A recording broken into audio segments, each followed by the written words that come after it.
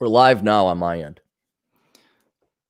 We are live. We are live. We're live. Is that what we are? What I get a kick out of is you go full NASA scientists on this simulcast thing, and I know on the other end you're running on your channel the introduction, which you put. For those of you who don't know DT's work ethic on his video editing, he puts a huge amount of effort into it, even more than I would say Coach Red Pill. And some of it is gut-bustingly funny, about especially the super duper racist alert one. I love that racist alert. Racist alert. But then when I got to send you the link, you're such an old boomer. You want me to email it to you because you got rid of all the rest of your social media, which it's all gone except Gab. Yeah. And I guess Minds, but Minds, what does Minds do anymore? Minds doesn't do. Minds is nothing, right? I'm not doing any more social media platforms. Like, I know I should probably go on, what's the one? Discord. And I installed it. And I'm like, no, I'm not doing this. I'm just, it's too much. It's getting spread too thin. There's only so much fucking time in the day. And I'm not going to remember. You know, another thing I'm pissed off. You know what my dream is going to be when that's what this is all about. I mean, this whole ACDT is about what's pissing you off today. I think. No, dude. I just. How many times do you think you've started a sentence? You know what pisses me off? What's your estimate on that? 2, maybe 3 most of my life. You know what pisses me off? 10 times a day? No, at least on average. No, it's probably in my mind or like where I actually say it. Because in my mind it would be not the in hundreds. Your mind. In your mind doesn't hundreds count. Easily. Yeah. Every day. I mean that's you can't count that. No, when you say it, because you podcast a lot. So I'd say maybe at least 3 times a day. At least 3. Like if someone else is there, and I say, you know what pisses me off, or you know what grinds my gears, or yeah, which is more than I'd like it to be. But the maelstrom going on in my mind right now, not right now at this moment, but like daytime, like I've come a long way letting go of some anger and rage. But you should listen to the upcoming Stoicism episodes. I would love to see. And what's great is, I don't know if you knew about this, but you know, I've been kind of gone for a month or going nowhere near full bore. Like we haven't podcasted in a while. I had some house cleaning I was going to start off here with. Mm-hmm. Yeah. Because there's things I wanted to hit right at the beginning. Okay. Well, let's go ahead and do that. Yeah. Okay. And then I'm going to tell you about what pisses me off. First of all, this is the ACDT podcast for Monday, November 30th, 2020. On your channel. Yes. Right. And I'm playing the Garbage Day sounder as we speak. It's Garbage Day. People really do need to go to your channel and watch it. Just check out your sound bites you put in. They really do got to check it out. The Garbage Day, baby. Garbage Day. That pisses me off. So that's the first house clean. So now we've set the podcast off on the right foot here. Right. Okay. Secondly, yeah, I was surprised you wanted to podcast. You said that you were taking time off until January. That's what pisses me off. None of you fuckers listen. And it's in the discussion room. I did a video, and this shows everybody. Look, and I understand not everyone's going to listen through all my videos. I get it. Just like an article or something. But you know, like you read the headline and then you don't like read the rest of the stuff. And I put out and I titled it poorly. I said Cappy is taking a rest or whatever till 2021.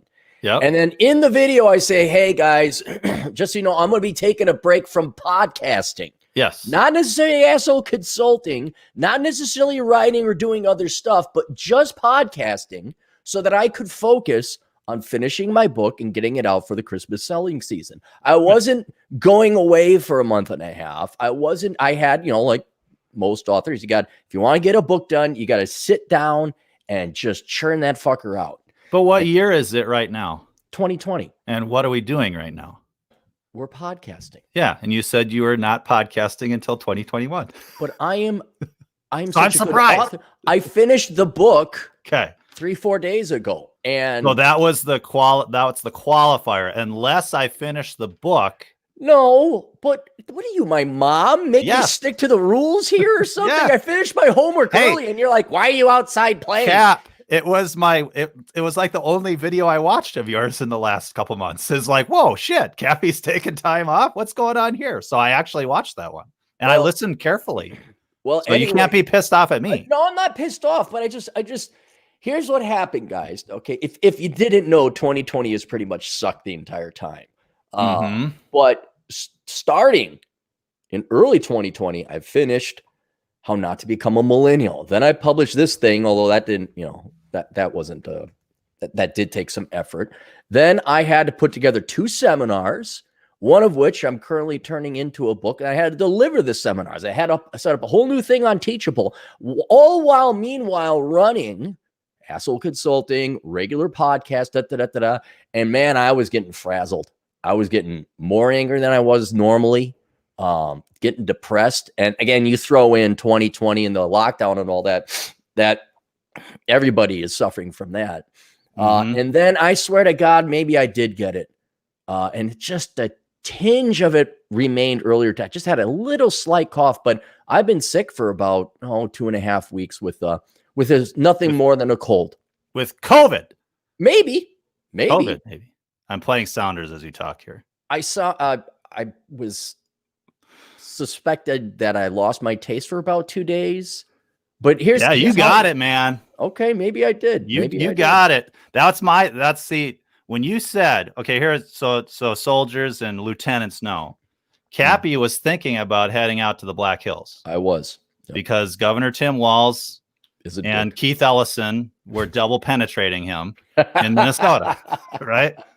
Yes. and then so I hadn't heard from him in a while, and I texted him, "Hey, you here yet?" And he's like, "No, I got too tired. I didn't have the energy." And I'm like, This is Cappy we're talking about here. This is little Aeolus on Hercules' Legendary Journeys. Aeolus? Aeolus, the little blonde-haired guy that his buddy all the karate. Yeah, his little buddy, his little sidekick. Yeah, that's who you are. You're running around all over the place. Yeah. Right. Yeah. So I'm even Mrs. DT was like, "What?" So we're convinced you had COVID. If you are tired, you've got something serious. So it wasn't serious. And is it the COVID? I don't know. I'm not going to go to the hospital to find out. Because I got news for you. It's just a fucking cold. At least it was for me. Now, if you got complications, obviously go to the hospital. But I didn't care. And the other thing is, holy shit, I'm already locked down enough. What's the rules for sequestering or quarantining if it was the COVID, and how many people? 2 weeks.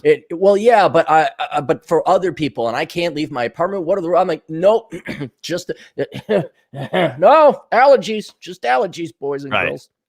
And so, for like the better part of 2.5 weeks, I was, and it helped where I was like, okay, I don't have the energy, so I'm going to take some time off from podcasting. And you can't do anything when you're sick, except stay in. And so it ended up actually being a blessing, because all I would do is stay in bed, answer some emails, do a little bit of asshole consulting. But man, did I bang out that book. That got churned out real quick, because there's nothing else to do. And here was the other thing. There was very little guilt, because you can't go to the gym. It's too cold to go outside. I'm sick on top of it. I knew I was sick. So one of those rare instances where the planets aligned, I was allowed to just be a sloven, debauched, stay in bed, stay in his pajamas guy for about 1.5 weeks, 2 weeks. And then after I finished the book 3-4 days ago, which is a mentally taxing process, and I was going to go to Denver, I was just like, I ain't got it. I just stayed in bed for 48 hours. Not in bed, but lied around on the couch, watch some TV. And then at the end of that 48 hours, which was yesterday, I felt like that physical and psychological disgust you have with yourself when you fake being home or fake being sick so you could stay home. You ever do that? So you just feel I don't know, not that you're lying, but you're not getting as much done as you should be, or but I almost guarantee every kid who ever faked being sick not to go to school probably had this, but probably more in the 80s because of the daytime schedule of the TV. Now it's probably not this, but there was a pattern to television scheduling back in the 80s. Right. So you'd wake up at 5 a.m. It'd be the U.S. Ag Report. I think of the A financial. great space coaster. It's 5 a.m. for me. Yeah, that would be, then you get more your great space coaster, your Mr. Rogers or Sesame Street.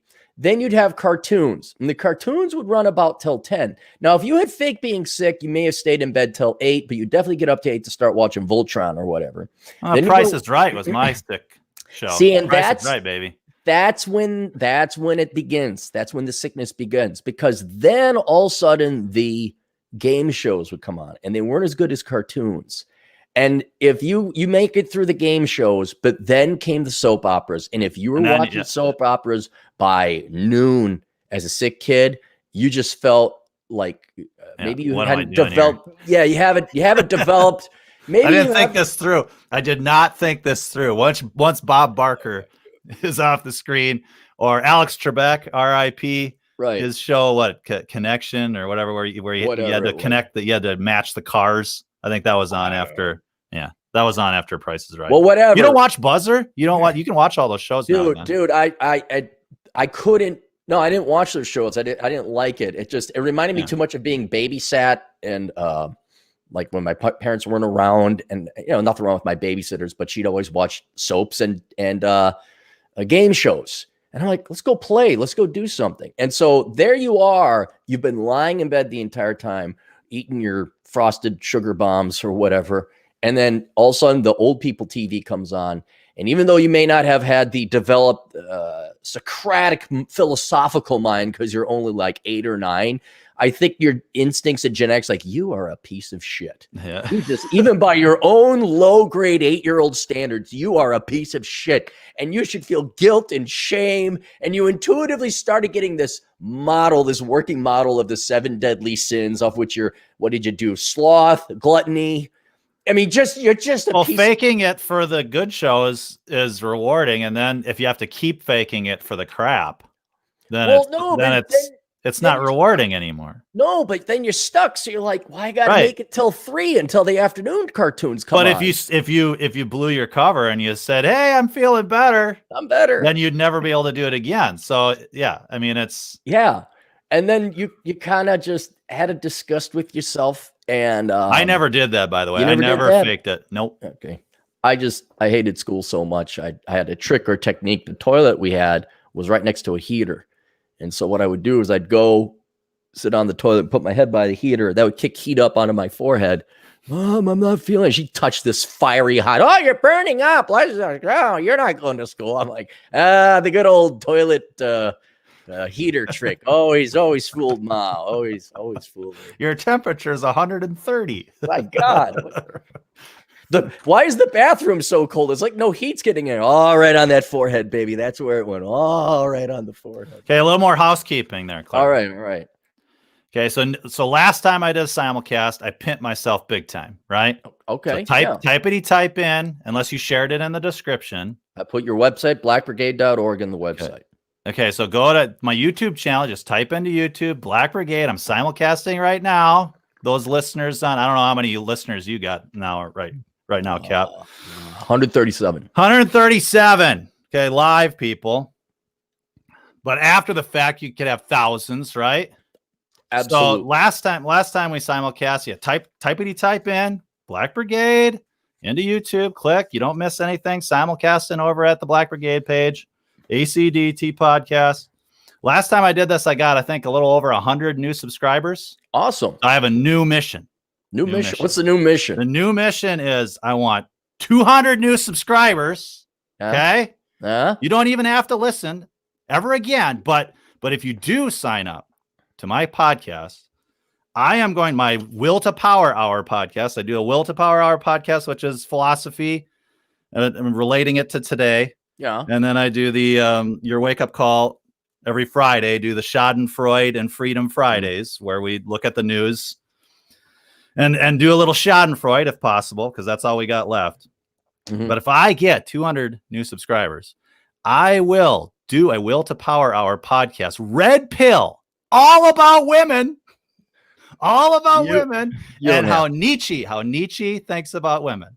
You will see how some of the red pill stuff maybe started with this frail little guy from Germany named Nietzsche. He had some things to say about the chicks, man. So that's 200 new subscribers, soldier. 200 new soldiers. What I will talk about the chicks, man. God, I'm tired. I know I still got that bug left over. How close are you to monetization? You at 1,000 yet? No. I've lost a few since I started talking philosophy because people don't like that, apparently. Yeah. No, I mean, but they came there. They came there for angry DT and politics. And if you shift, you're going to lose some, but then you'll pick up some down the road. Is because you're changing your meal. You're changing your menu. So it's going to attract different people. But you'll be surprised about this. After writing this book, it was so depressing, the numbers I was going through. And the numbers weren't depressing. They were shocking. But the ramifications, what that said about society and men and women, I'm taking a break. And I know this may shock you. Are you working on any New Year's resolution? Like, don't do it. I don't do that. New Year's Day. I mean, like you start thinking about it, strategizing. I do not do New Year's resolutions. I think they're stupid. I think if you're going to do something, you shouldn't wait until January 1st to fucking do it. I think you should just do it. So I'm constantly trying to improve myself. It's not something that, well, it's the new year. I'm not one of these people that show up at the gym, and sign up for a 3-month membership. That you're never going to use. Then they're out of there in 2 weeks. Well, not that it's a New Year's resolution, but in finishing the book, I couldn't talk about women anymore. All right. And I love, tuning into all the, because I think it's what it really is it's the biggest and only game we really have in life is each other, the sexes. And so you could get, just as people get lost in football or news journalism or whatever, politics, things like that. You are programmed to be heavily invested in the opposite sex. That's almost the entire point and purpose of being here. But even that, you can end up wasting your life a little bit. But man, you stare into that. Yeah, if you stare into that abyss, and keeping in mind, it's not just the regular abyss. This is now the 4th, 5th wave feminist, whatever, dressed up, dolled up, psychotic SJW, all men are scum abyss. You really get taxed. And so yesterday, I decided just to get out, drove into Wisconsin by 3 hours. And I was just binging on the world-class bullshitters because I want to listen about comic books and video games and James Bond. And I think I'm going to be switching at least my consumption of this because I've already abandoned politics more or less. But certainly I need to take a break no matter. I mean, my audience can keep sending in questions about girls and stray. That's fine. I don't care. But like, I think after writing this book and all the other red pill work, all the way from Rollo Tomassi to Rich Cooper's new book, I think we've said enough. Is it market saturation yet? No, because it never will be. It is an abyss. It's a gaping maw. It's never going to be because of two main reasons. One, there are always new entrants coming into the field. Right. There's always new young men, and then two, it's also a constant arms race. Like assuming the Soviet Union didn't go bankrupt, that would be a perpetual arms race between the United States and the Soviet Union. What do they do with these airplanes? Oh, they got this different missile. Oh, they countered that with this foil pack. And they got this new plane that won't even be picked up on radar. It's that constant arms race between men and women, especially when you throw the internet in there with dating, online dating and all that, a whole new game changer. So there will always be new stuff, not only to be digested, but young men are going to be fully invested in it because that's how they're programmed. They want the girls. They want to get the girls. And me and Modern Life John were talking about this. I can't believe that his class is so popular because to me, it's such 101 basic stuff. Right. But there's so many people, so many young men who are not brought up right. Even in the world where you could just search it on the internet, find all the red pill stuff in the world, the vast, vast majority of men, young men, they aren't finding, and so they end up on John's front door, and he's got some really good basic 101 classes that if you didn't have your dad around, or your dad was around, but he was a pussy, it's vital. And so I don't think it will ever go away, nor will the passion or the fuel for it go away because it's men's sex drive that ultimately drives it. But I think we've rediscovered the lost wisdom our forefathers had about the pursuit of the fairer sex and all that other stuff. But I don't think the basics need to be It's like you found an old city underground, like some Aztec city, and we fully excavated the main stuff. And we might find some other things, but we've rediscovered this wisdom, and I think it will go on. But don't you think everything that's needed to be said has been said, and it can be kind of standardized at this point? I mean, I'm sure Rollo's books are a good standardization, but he's even, let's do the red pill mindset about whatever, oil drilling. I mean, I don't know what he's going to do next. It's all kinds of different, well, here it is in a religion, here it is in here it is in there, here it is in there. And at some point it becomes, a paralysis of analysis, right? And you have to move on at some point. I mean, you take everything that and then you just, okay, I've got it. I'm going to approach reality. It's time to move on. Yeah, but you're way too intelligent. You're being way too logical. Like you and I can give up the sports ball. Okay. Yes. But your average person can't. They actually get pissed off if their team doesn't win, and they get excited if their team wins. That's your average IQ. That's what we're dealing with. Now, they do the same thing with women, that even if they're not getting laid, they're cheering for people who do get laid, and just kind of like living vicariously through the red pill community. We're going to learn some more stuff today. I'm not going to put it into practice, but I'm going to learn some more stuff today. We're not even talking. It doesn't hold football doesn't hold a candle. All of professional sports doesn't hold a candle to the vested interest men have in the pursuit of women. And notice I'm being very purposed and not saying women's pursuit of men, because I just don't believe there is any. All right. There isn't much anyway. There isn't much. Yeah. They use it for their own. They like to accuse men of, well, you want a hot little thing on your arm to look good in front of your friends. We're not talking about women. We're not. Okay, we're not going to talk. We're talking about women. Okay. There's a difference. This is like the news, analyzing the news. Okay, good. I don't want to. But what I'm saying, men have a much higher vested interest in sex and the pursuit of women than they do any sports game, any other game in life, any hobby, any trinket. And for you to say, well, yeah, haven't we stated it and gotten it over? Yes, but for the average guy, that he's still blinded by his genetics and his sex drive. He's still going to go. And so keep in mind, when are you not interacting with women? When are you not, especially as a younger man, not chasing tail or somehow interested or at least spending a little bit of your CPU processing, looking at a girl, checking out girls, or kind of, and it applies everywhere in life because women are so omnipresent. Is that the word I'm looking for? Yeah, they're everywhere. They're everywhere, and so you can go to the ubiquitous. You could go to the drill down to the atomic level of men and women, and there will still be something to be said because it affects your overall strategy. And it might affect your behavior. Like, oh, what about fast food restaurant game? I've never done that. Yeah, let's go to fast food. So it can get. That's what I mean, man. Well, I don't think it would go that far, but I think it will. I think it will. Oh yeah. Okay. Oh yeah. There's gonna be every little niche, every nook and cranny will be explored in how to get the girls. I mean, every single one. And you know what? There will be an audience for that bigger than national football. Look at what every angle, like sports analysis. Notice Jim ran it this way. Right. You know what I think about most football plays? I think they might have practiced it here and there, but I think every fucking time the quarterback is winging it because he's got to take in all the shit that didn't go the way he thought it was going to go and then toss the ball or hand it off or something like that.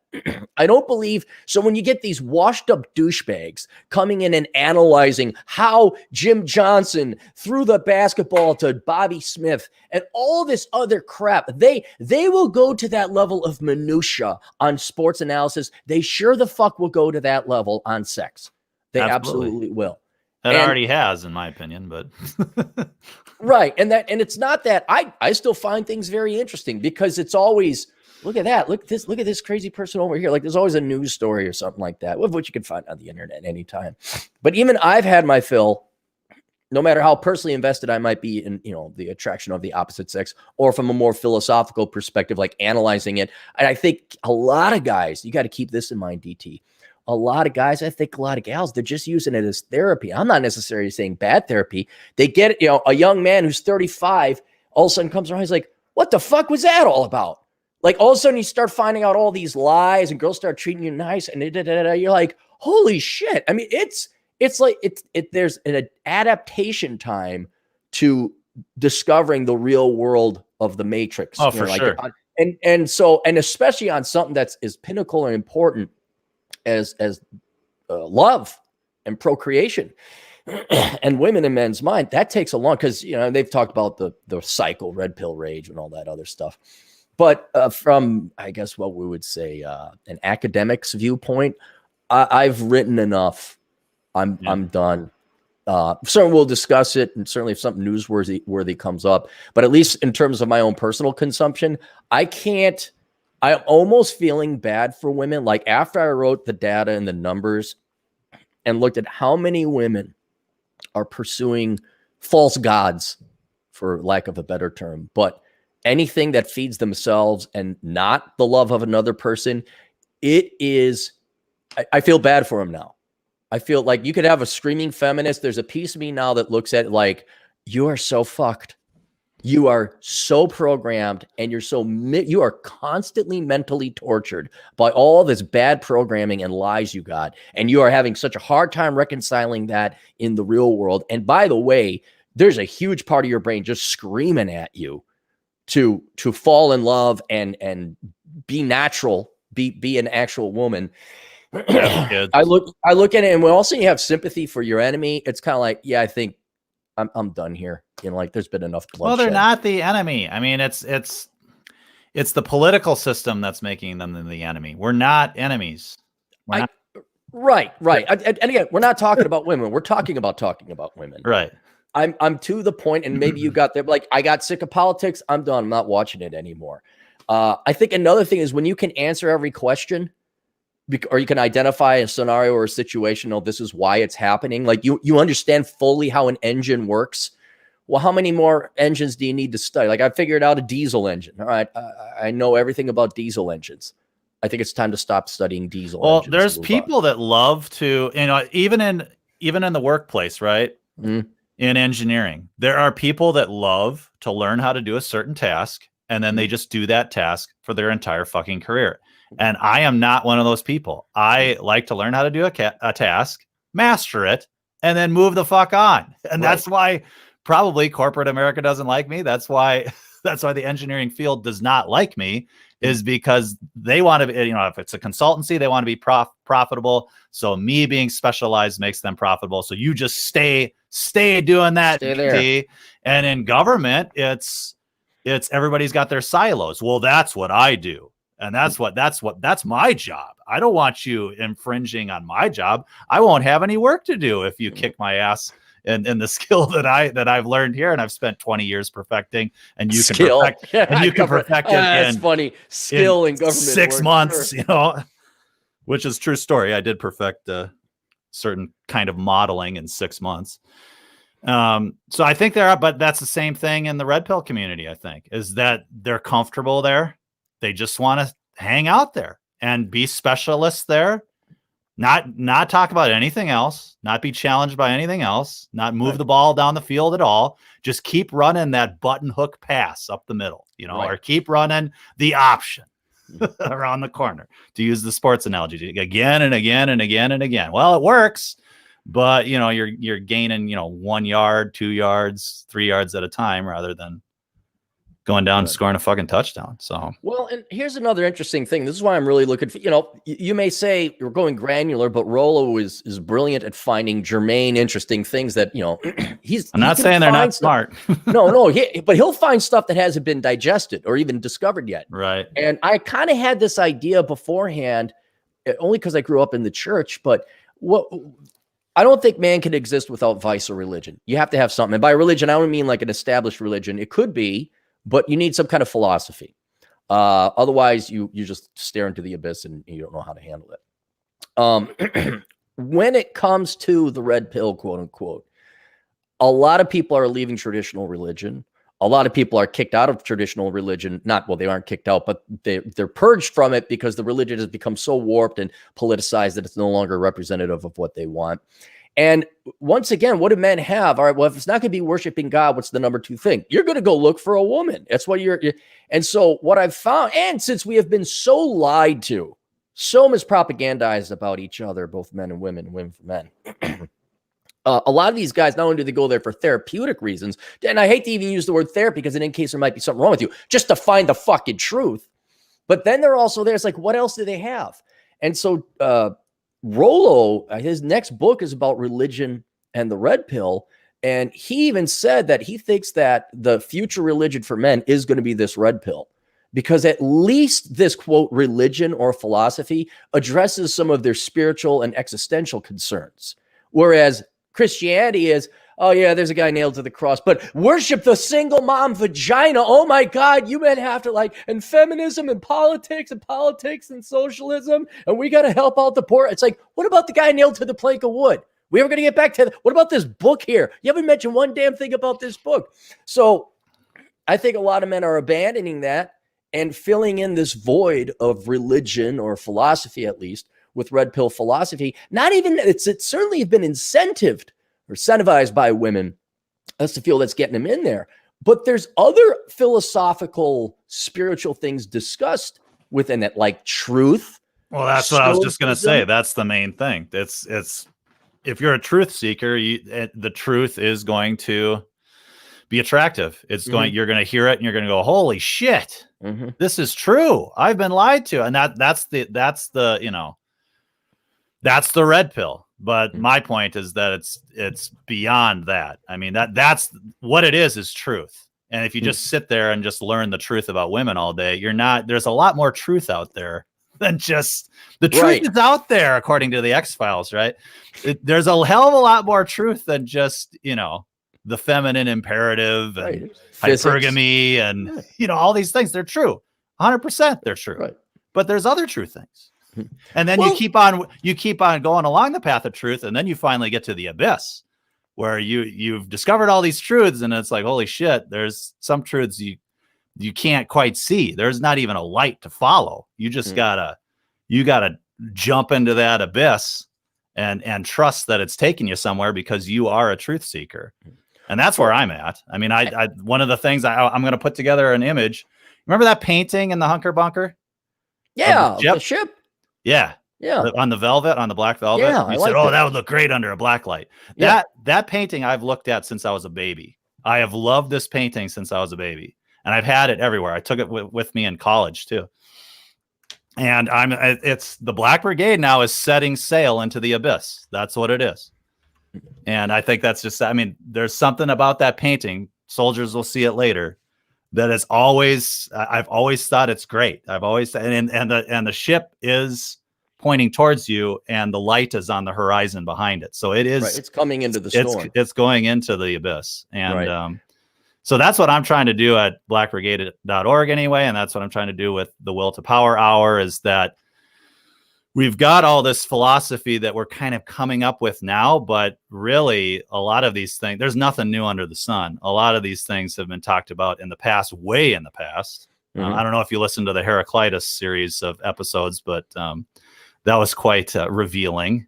Just reading this guy Heraclitus, 600 BC, the things that he was talking about, and how he became a misanthropist, how he descended into misanthropy. And for me, it's kind of looking back to look forward. That you look back to look forward.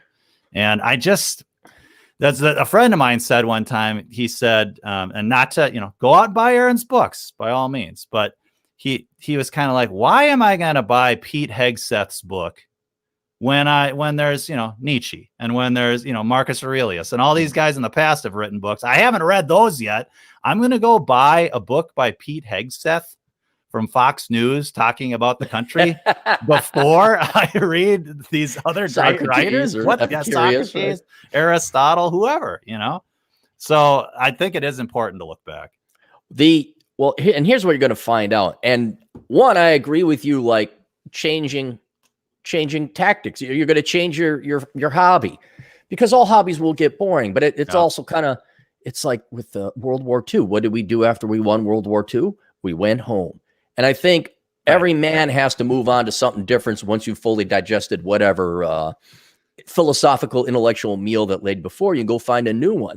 Feminists and leftists, they don't. They just dig deeper and deeper. You think red pill guys dig down to the granular level. I mean, holy shit. Imagine a wasted philosophical and intellectual life when you're trying to study something that just isn't there. One of the soldiers here at Black Brigade said that they're fully expecting the term nano aggressions to become a thing. It's not just microaggressions anymore. It'll be nano aggressions. Right. So like you say, more granular. And that's I don't want we, quote, red pill, black pill, whatever the fuck you want to call us, people to fall into that trap either. I mean, I think there are times that we definitely do. We are living in really, really interesting times right now. And if all we talk about is women, I mean, and here, I'll play a sounder for that. It's like, what? I'm not even going to hear it. What? We're talking about women all the time. What? And like you said, it's getting boring. It's getting dull. There's always going to be new people, right? Mm-hmm. There's always a need for English 101 or, all these courses that we take. There's always new kids coming in.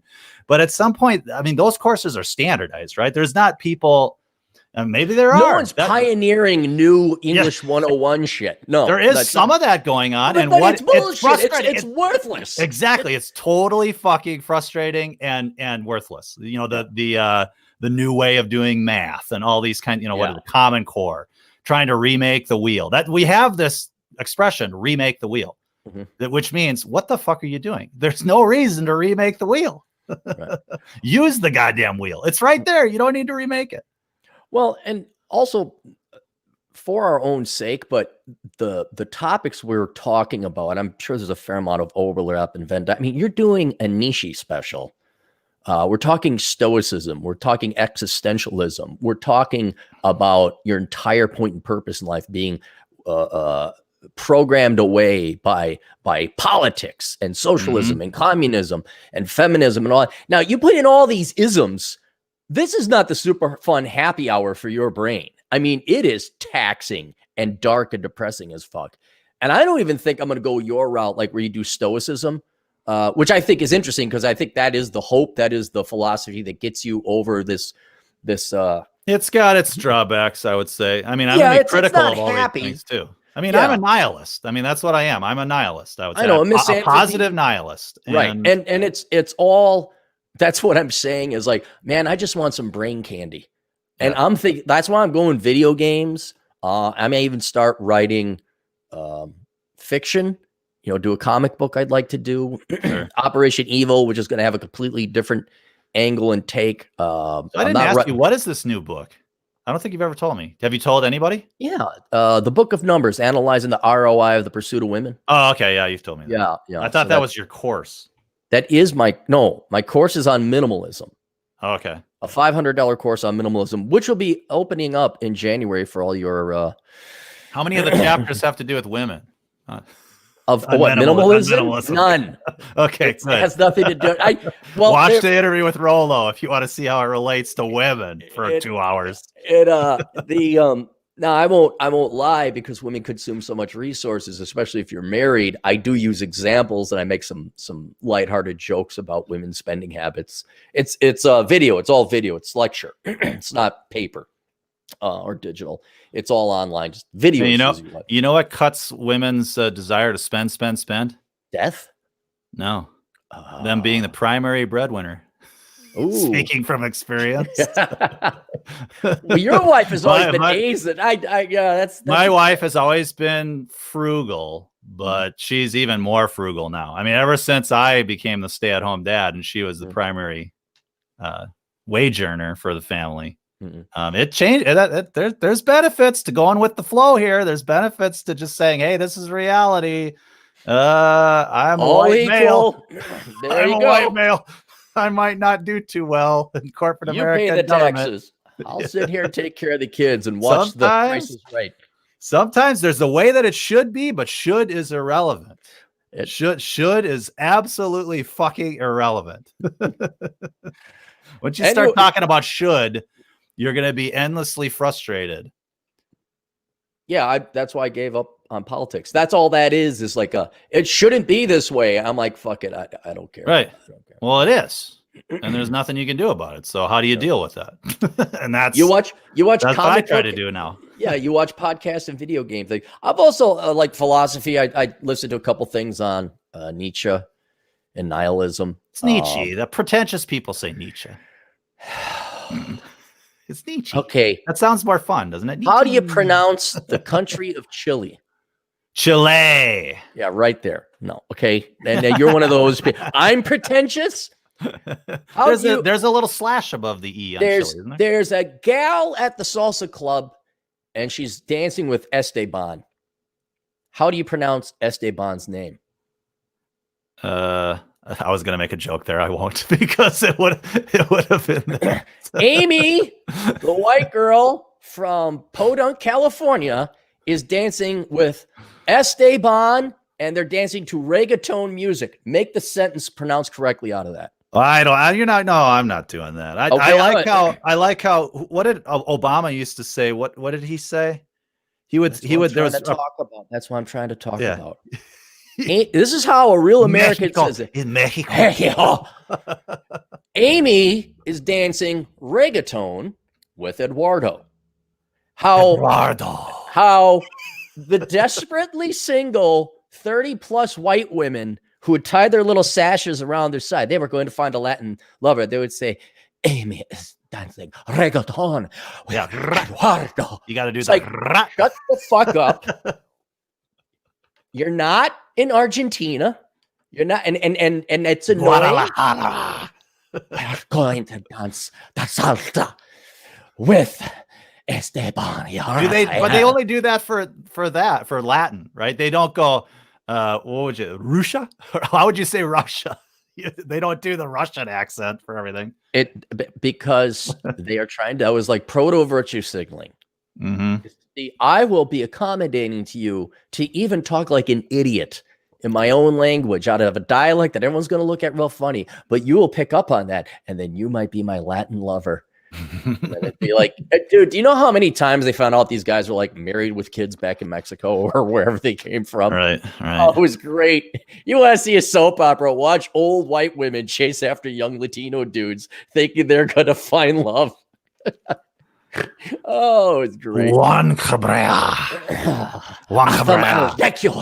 He's a soldier. He's going to be a chemical engineer. Soldier of the Black Brigade. Juan Cabrera. He goes to University of Reno. That's like my buddy Atham was going to be a chemical engineer. I wish. To school at Reno. What would Atham's name be? Atahame. I don't know. You know what's great? We just talked to Atham, any kind of Mexican dude or Latino dude. They don't do that fucking shit. They're always like, "Hey, man." It's like, "Hey, man, right. I want to get a shirt with Atham, like just a black and white silhouette, not silhouette, but like a black, and just says, 'Hey, man,' and have him with his pipe." Just call him an athole. Athole. Athole. Yeah. He doesn't have a lisp. Whatever. Just. He doesn't. Does Atham have a lisp? No, he doesn't. I'm just saying his name is Atham, and he's an athole. Oh, okay. That was good. That was a bad joke. Bad joke. Bad joke. That's a bad joke. Let me do this. I want to pull up. Give me a second here. Let me pull up the archive because we're going to be a little bit late on super chats here. Let me get to this. Hang on. Why don't you all take a break if you got to go for 30 seconds or something? We got to do this, maybe. Go squeeze one out. What are you doing? You're trying to find the ones that are in the past? Yes, I have. There's a way you can do that. What I'm trying to do is be polite, not like type into the microphone. That's why I'm muting myself and telling everyone to take a break. This is professional podcasting. Yeah. You know, you schmoes who just showed up last week with your podcast. When does your podcast celebrate a year in operation? When does that come up? Oh, well, it's whenever you told me to do it. So no, I mean, live streaming? You've been podcasting for how long? 2014. Yeah, for at least 6 years. Yeah. Okay. Now hang on. I'm just going to pause. I'll be back. Everyone go take a piss. but I'll be back. I can fill in here. I can fill in while, we don't need dead air. Again, soldiers, lieutenants, head on over to Black Brigade. Typey-type into YouTube. You won't miss a second. Black Brigade into YouTube. You'll go to the Black Brigade channel, not the cover band Black Brigade. Or the all black. There's a bunch of black dudes that play music for weddings and stuff called the Black Brigade. No, Black Brigade with the Hotshot logo. And subscribe. If I get 200 subscribers because of this simulcast, 200. It's like on Channel 2, right? Where they do the fundraising. If I get 200, you will receive a Will to Power episode looking at what Friedrich Nietzsche thought about women way back in the 1800s, 1880s or so. So you'll entice them with that it'll be about the womans. How Nietzsche said to get to girls. You know what we should do? I'm doing this. I'm claiming to this. All right. Inspired by you, I got an idea. Okay. I think there should be like a month No Woman Movember or whatever dumbass title they give. We just pick they've a already month. done that shit, haven't they? The no fap, no that's fapping. No fap. Same thing. No, it's not the same thing. This is a completely different idea.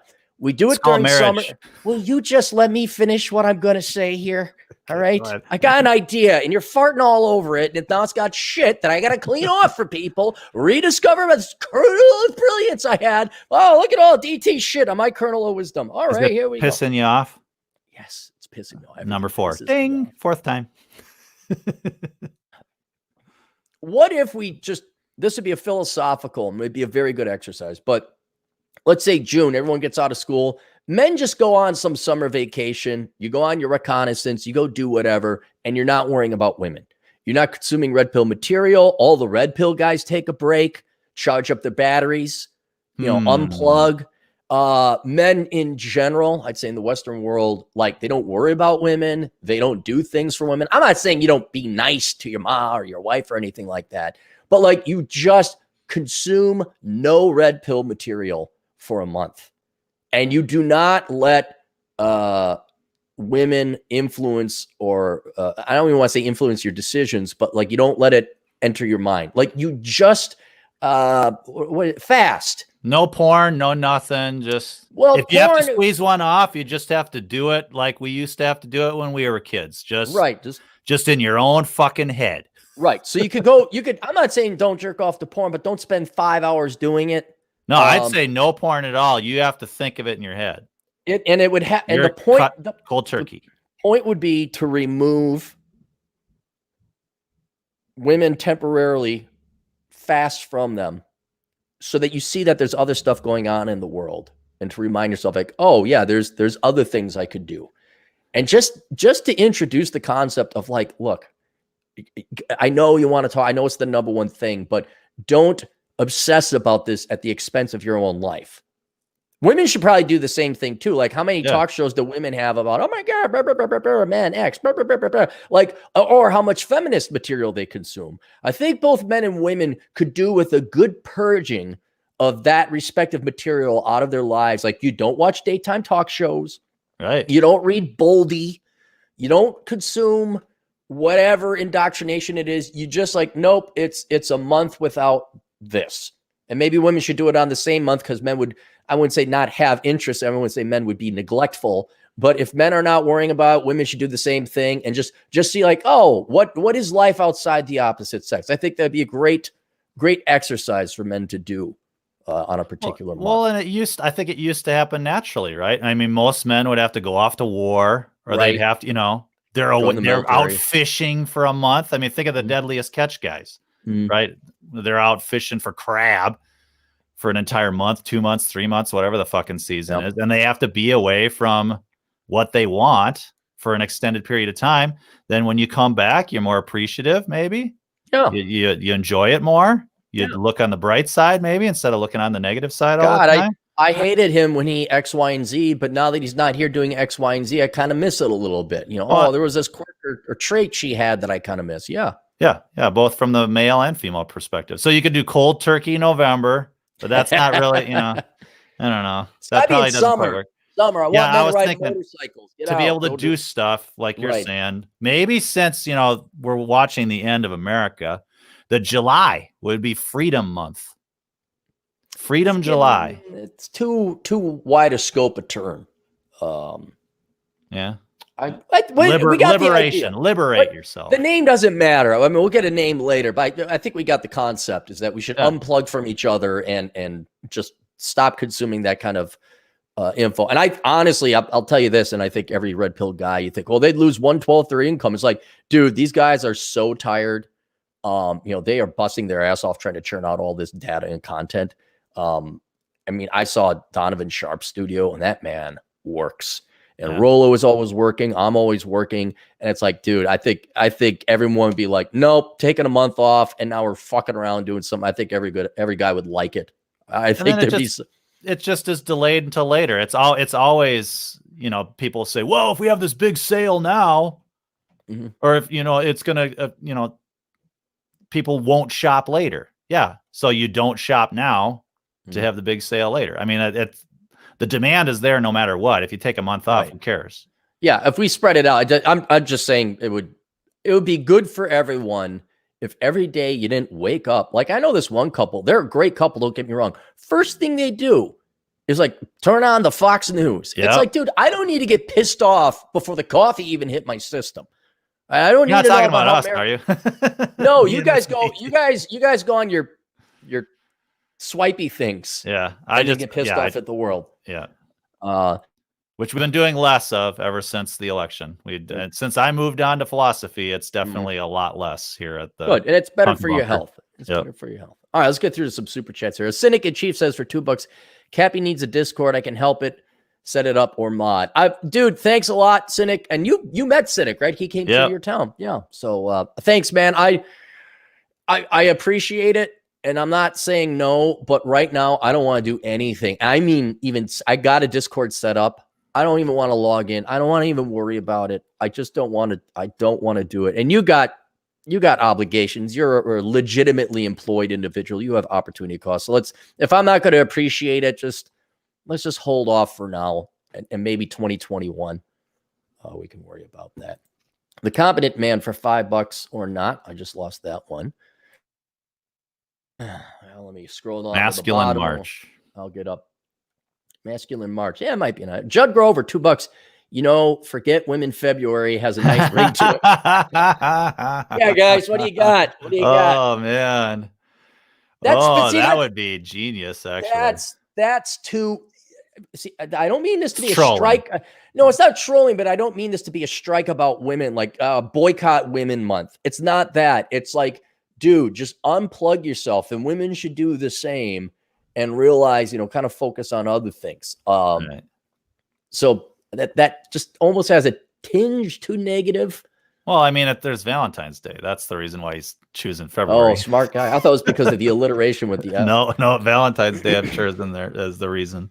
Does anyone follow? Like, I always get a kick out of that. Like, I don't buy my girl shit on Valentine's Day. On the 15th, I'll get her something, but we don't do Valentine's Day. That's the dumbest shit ever. Syndicate Chief for $2. Nano aggression, something new for me to monetize. You could come up with them, man. I mean, it would be like a raised eyebrow. That would be a nano aggression, right? No, they'll figure out, dude. We are already in clown world. Flared nostril. They are.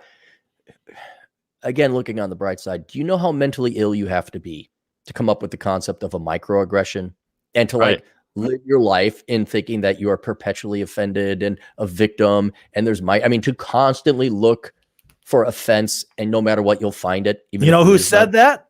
600 BC, Heraclitus. He said, the stupid get riled up by every word. Yep. Basically. Yeah. And so just be happy. You're not. Be strong for $5. Cappy, who do you get your car insurance from? I don't know anyone who charges for only one vehicle when you own two vehicles. I live in VA. Well, it has to be liability only. Like, so if the cars get stolen or trashed, too bad for you. But that's Minnesota, and that's every car insurance company I have. To be honest, I don't know what car insurance. I'd have to look at my card.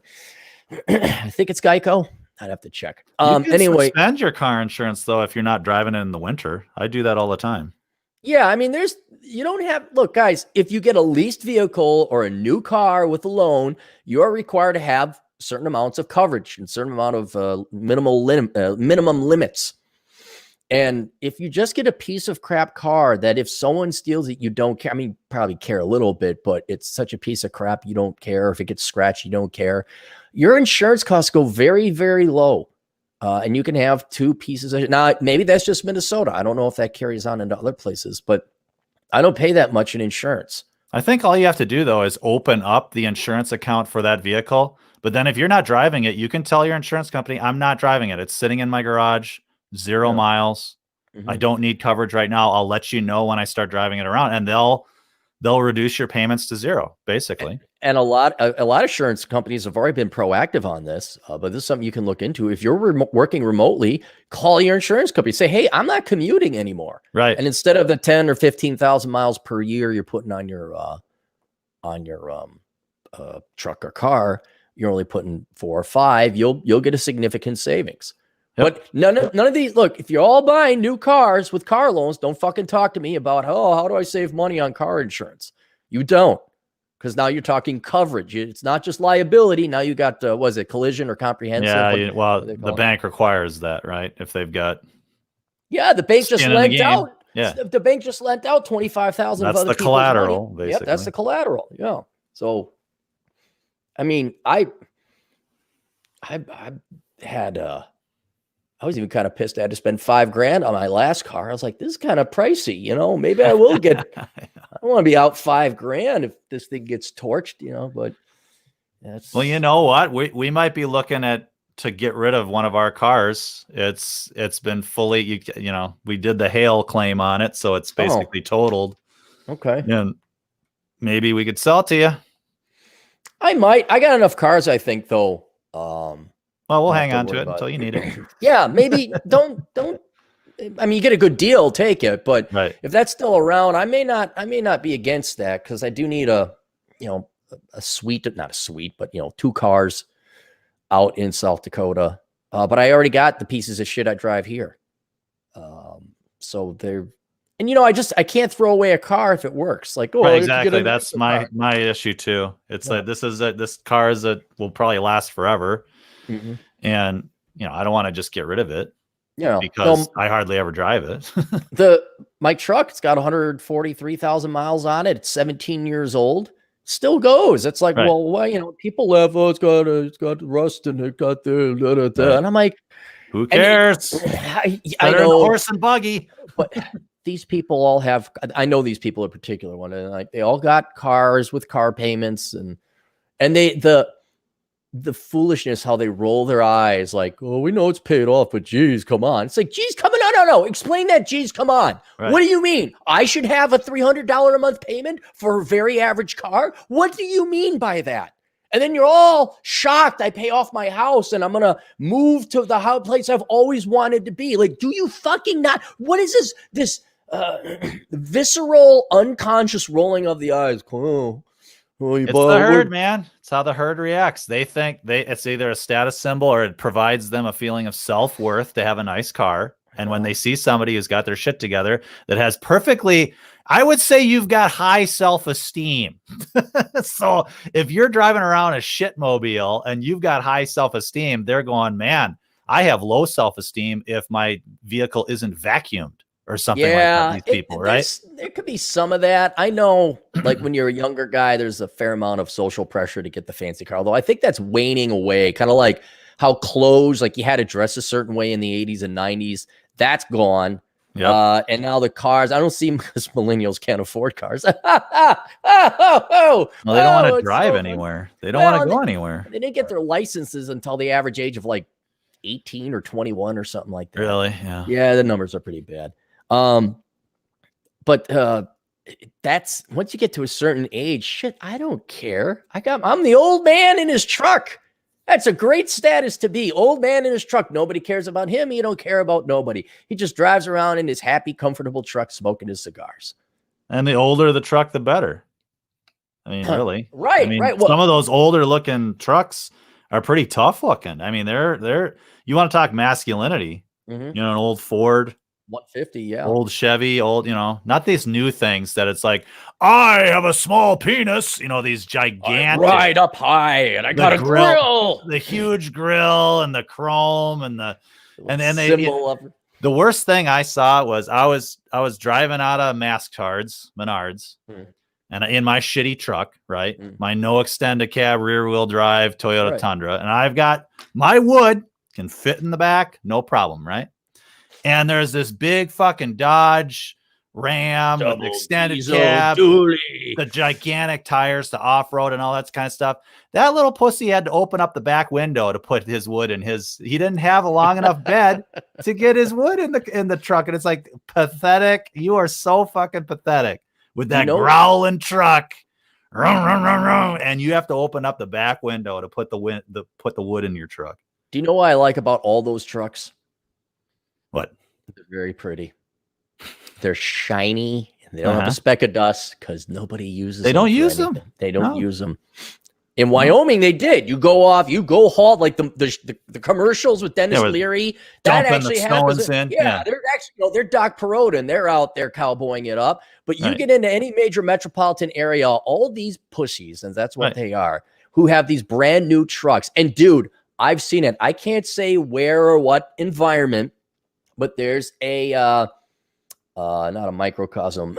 There's an environment of people that I occasionally drift in and out of, visit every once in a while. And it is the classic corporate environment, let's just say, where all these hardworking men got trucks. And they're hardworking men, don't get me wrong, but they got trucks, and they're very nice trucks, and they're shiny, pretty trucks. Ford F-350s, not the 150, the fucking 350.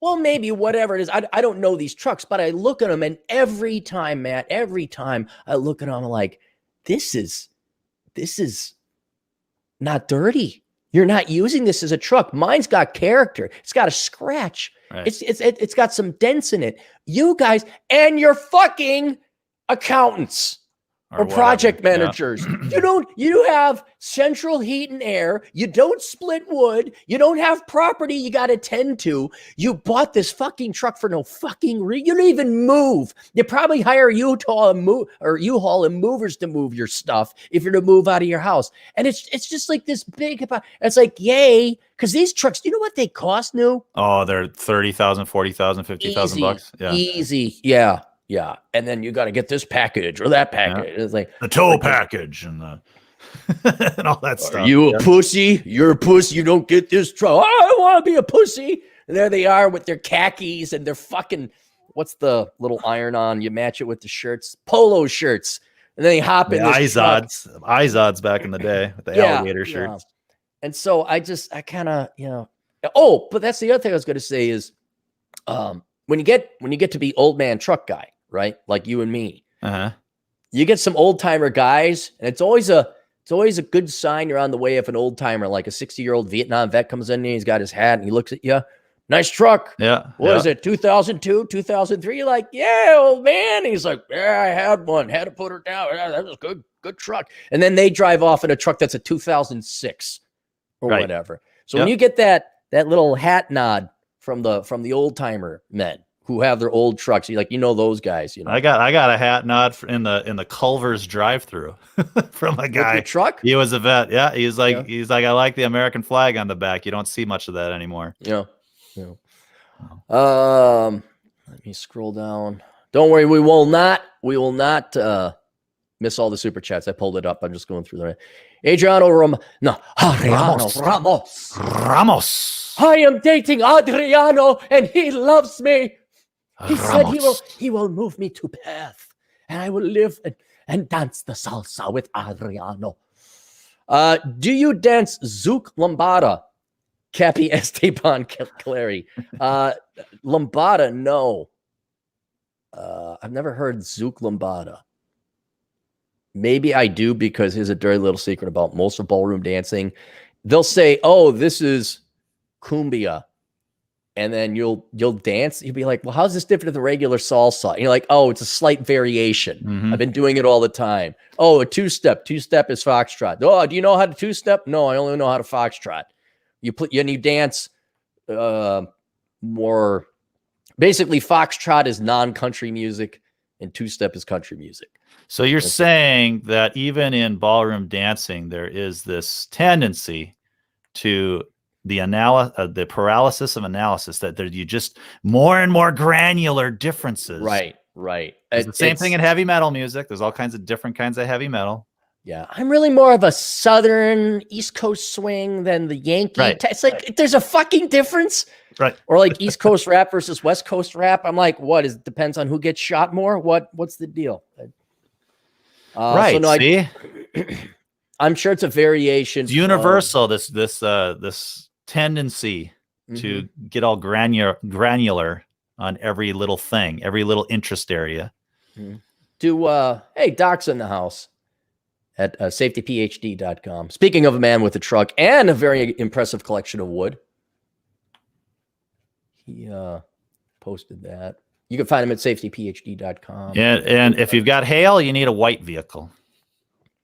White vehicles hide hail damage.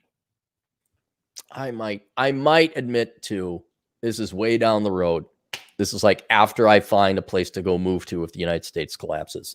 I might permit myself to get a classic car of some kind, which aren't actually that expensive. They're expensive to maintain, but they're not that expensive to buy. So I might go check that. All right, let's go through the archives here. Alex Bogey for $5 met a cute single mom at a Trump rally. For your information, that you can have, there are very attractive single moms. That is true. And they just come with another man's kid. I remember doing the research. I went online and did 900 profiles on Match.com, my buddy's Match.com. And to find out if they're deal break, you have to read through their profiles. This took me, it must have been at least 16 hours of straight work to go through all these profiles. And especially out in the in the rural areas, if the girl was hot, almost a guarantee she was a single mom because she fucked. Right. They were overweight is still a roll of the dice. But, so here's a question. You bring up the single mom issue, and I rip on the red pill from time to time, right? Yes. Has Rich Cooper or anybody ever qualified their statement of avoiding single moms, period, to the difference between a single mom and a widow? Yeah, billions of times. You don't even have to do that because it's such an intellectual. Well, they don't. See, that's the thing. They don't do it. They've done it in the past, but what needs to be said about that? Of course not. And here's the problem. You think it's their problem. No, the problem are on women trying to protect their egos for being single moms. Sure. What about widows? And it's like, it's such a basic bitch, dumb, lowbrow, low IQ, stupid argument, because it's like, as Mullen who says, well, what about the tall Asian? Okay, well, yeah, I know that Yang guy is a tall Asian and he plays on basketball, but the vast majority of Asian guys and gals are shorter than Danes or Nordics, or Norwegians, rather, I should say.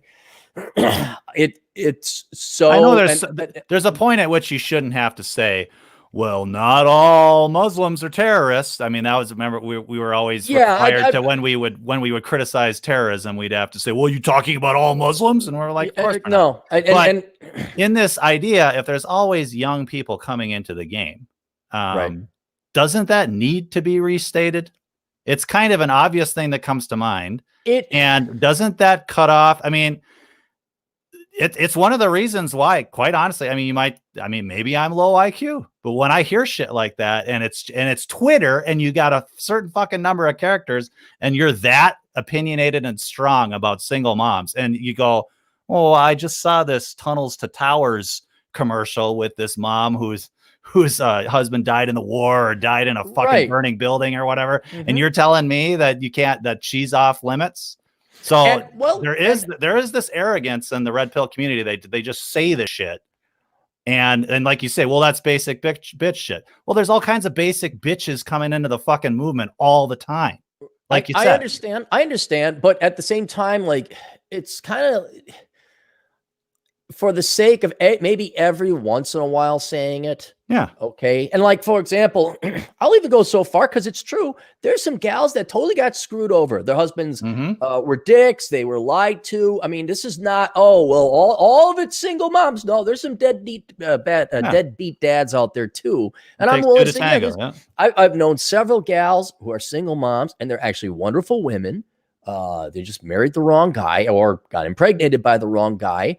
But it's like, okay, you still, and even then I'm like, okay, I feel bad. Like that guy was a complete dick. Why did you fuck him? Right. Like what the, I mean, there's still this tangible, bit of responsibility. Yeah. And the only way you get out of that is if you're a widow where it's like, oh yeah, of course. But it should be so obvious.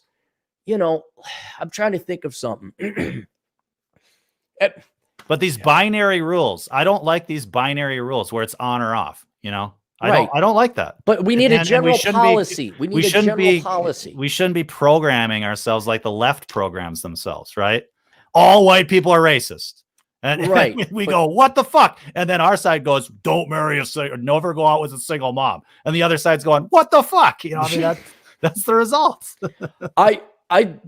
The single mom thing is, let's even say it's not her fault. Let's not even say widow. It's another guy's kid. And that's kind of the thing where you're like, that just throws me off genetically. Like it really is it's like being fat almost. And so I know there are some great single moms. I know there are some widows out there. I know some of your husbands, but I can't lie. There's another guy's kid. Now kids are great. Some kids are great. I've met a lot of kids that are great. I got nieces and nephews. I've no doubt about it. But I'm not now to ask a guy to get involved with that. You're not asking a guy. The guy wants to. The guy wants to. You got people barking in his ear. Oh, you're not a real man if you do that. Oh, he's not a real man. You're a cuck. You're a cuck if you raise someone else's kid. What? Okay. All right. What? What? The hammering and kids are the whole point. I know, but it would be your kids. Yeah. Your genetic fucking material. Yeah. Not that I'm all Hugh, and nor am I not about meritocracy or a good kid should be rewarded well. Or it has to be my genes and my lineage. But it's just like, like, for another perfect example is like, let's say the gal has a malformed arm. It is not her fault by accident or genetic or whatever. It's like, okay, I feel bad for her, but I'm less attracted to her than if the arm was not malformed. And it's no fault of her own, but you cannot deny that or having another guy's kid does not add to your sexual market value. Can we agree on that? Sure. Yep. Okay. All right. It might be a negative, but your sexual market value. I mean, it's a scale, right? It's not this binary thinking. It's not. I mean, you could have a really hot legless woman. Great word. I mean, she could be super hot. She could. What about that surfer? I talked about her on the podcast. That's the surfer that lost an arm or something. I don't want to have sex with a one-armed woman. I'm sorry. I no offense to those of you who are. But it's a scale. Amputees. It's a scale. You take her over a fat chick, 100%. Have you seen this chick?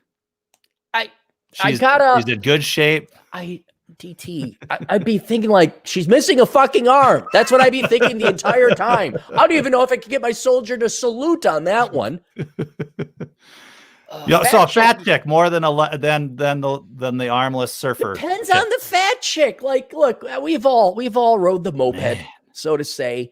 If you get me drunk and there's like, especially when I was younger. Like, and you were horny, like, yeah, okay, what? It's not gonna hurt. All right, fine. But I wasn't like, but my my back. How'd you get back problems at 27? I rode the wrong moped. It rode me. But yeah, for an amputee, I'd just be like, no, I can't do that. I can't. All right, let's get back to the super chats. I'm glad that $2 super chat. Let's stop talking about half an hour. One Man's Way for $10 US. We need to come back to the Man Show. You remember that in the 90s? Adam Carolla and Drew? Okay, that is a great point. And you didn't put that comment up on the screen, so I can't see it. I can't. I'm in the archive. Oh, okay, you're in the archive. Okay. The Man Show. Who are the two people that were on the Man Show? Drew and Carolla. No, it was Carolla and what's his name? I was thinking Loveline. The guy who married Sarah Silverman.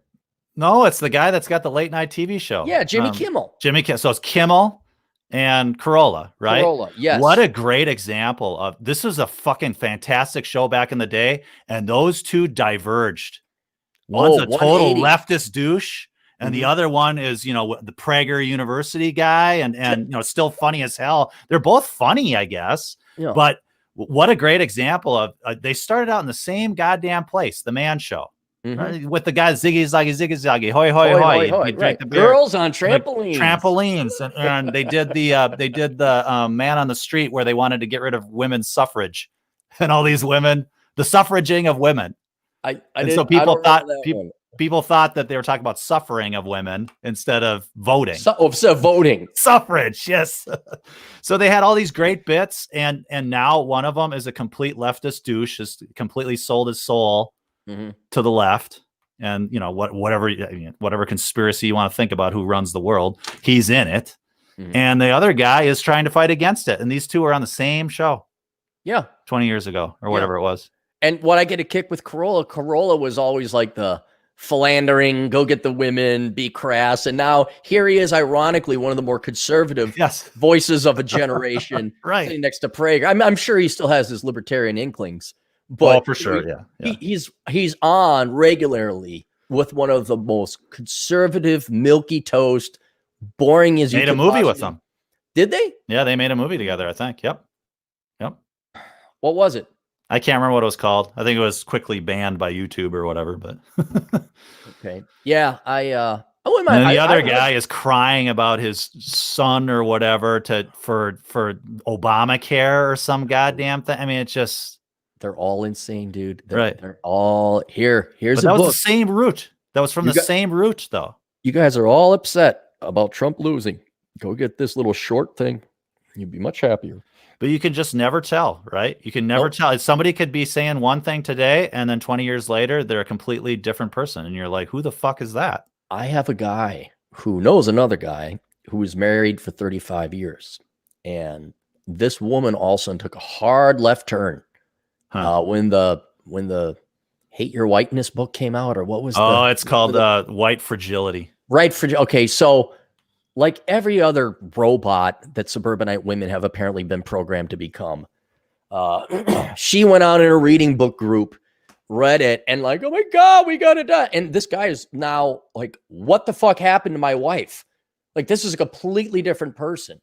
And it makes for an interesting anecdote, but I'm kind of like, Jesus Christ, is nothing sacred? Like, what if your partner, decided, well, I want to become Jewish. Nothing wrong with being Jewish, but it's like, well, wait, we kind of were on this path where we were Christians or not religious at all, or, now you want to have kids, or you want to adopt kids. I mean, it's like this big jarring change to that person and their philosophy that is going to have huge ramifications for how your relationship is going to work out. And that just scared the fuck out of me, where it's like, after 35 years, some of these gals, and I'm sure some guys, can still be duped by political brainwashing. It's kind of the same thing with work in a marriage. I mean, you constantly have to be, because you're changing too, you're both changing.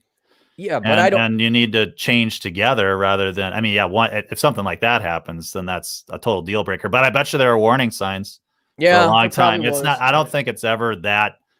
She read the book. It's not that. There's reasons why I took the red pill, in my marriage, and that was a hell of a change for Mrs. DT to deal with. I remember your old broadcasting buddy getting in trouble because he read my book and his wife found it or something. Yeah. It can be. It's taking the red pill within a marriage is very jarring, but But the same thing happens the other way too with whatever they're watching on Oprah or whatever their fuck they're consuming. Wow. Hey, we're not talking about women. We can talk about talking about women. It's the Not Women Hour. DigiNomad, Book ETA, Blessed Chat and Atham, stunning and brave, Aaron. Thanks, DigiNomad, for $2 Canadian. The book, I just got an email. Well, let's take a look. I got an email from Better Bachelor right here. Did he finish it? Boom, dude. You know who I'm waiting on? I got like the all-star team working on my book on this one. Huh. I'm not a part of that. I couldn't handle it, so I'm not a part of that. Well, okay. I'm not even close. I'm not riding the bench. I'm not riding the pine. I'm not even in the fucking stadium, I don't think. Will you stop being some mopey emo I'm from not 1993? I don't want to be there. I don't want to be there. So you got me writing the book. You know, I mean, already we're leading with Babe Ruth. But Rolo, he's going to do the cover. And then Better Bachelor, Joker over at Better Bachelor, he's just emailed me the forward. And so all I got to do is wait for one chapter to be edited, make the changes, and then I could put this thing up. How long is this book? I think it's going to be about the length of Worthless, 160, 170 pages. There you go. I just took all the manuscript and folded it over and kind of compared it to another book. I'm like, Pithy's good. Pithy's good. Yeah, it's not lengthy. Short and sweet. It's a lot of numbers, but the numbers kind of say, you know, picture's worth 1,000 words. You throw up a chart. You don't have to say too much more. So yeah, this is the return on investment of women. The main title is called The Book of Numbers, and then the subtitle is Analyzing the ROI on the Return of Women. Okay. Because you had to take the exact same prepositional phrases that you would use in finance.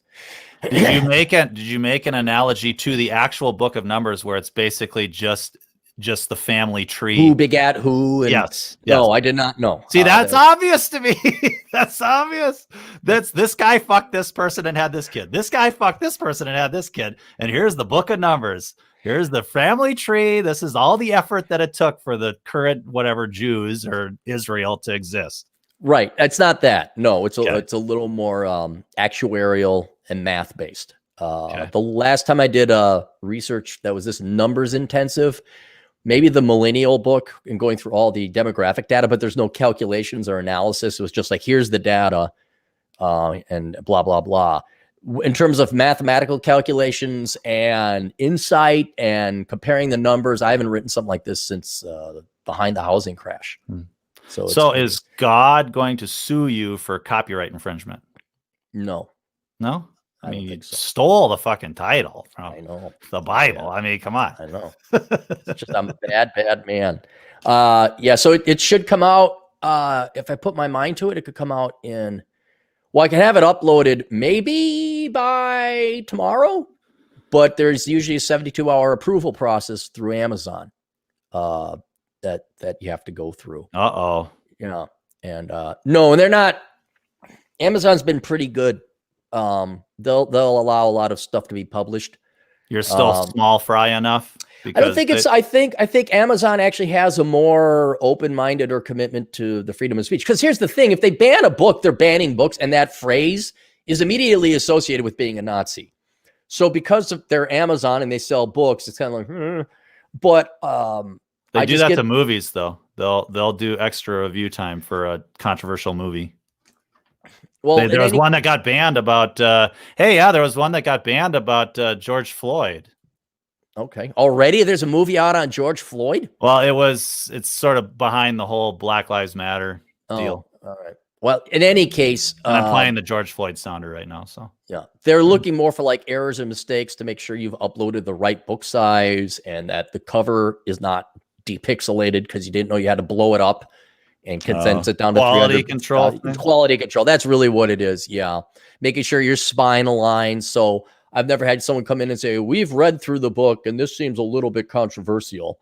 So I'm kind of thankful Amazon is one of the more open-minded ones, not just because that means my books get published, but it's like, God, thank God you're allowing for different ideas, you know, not that you should have why we should kill all the Jews as a book. You know, I'm sure they'd have some limits, but you know, when it comes their to movie limits, I mean, this is a black guy that made a movie about Black Lives Matter, and I believe they banned it.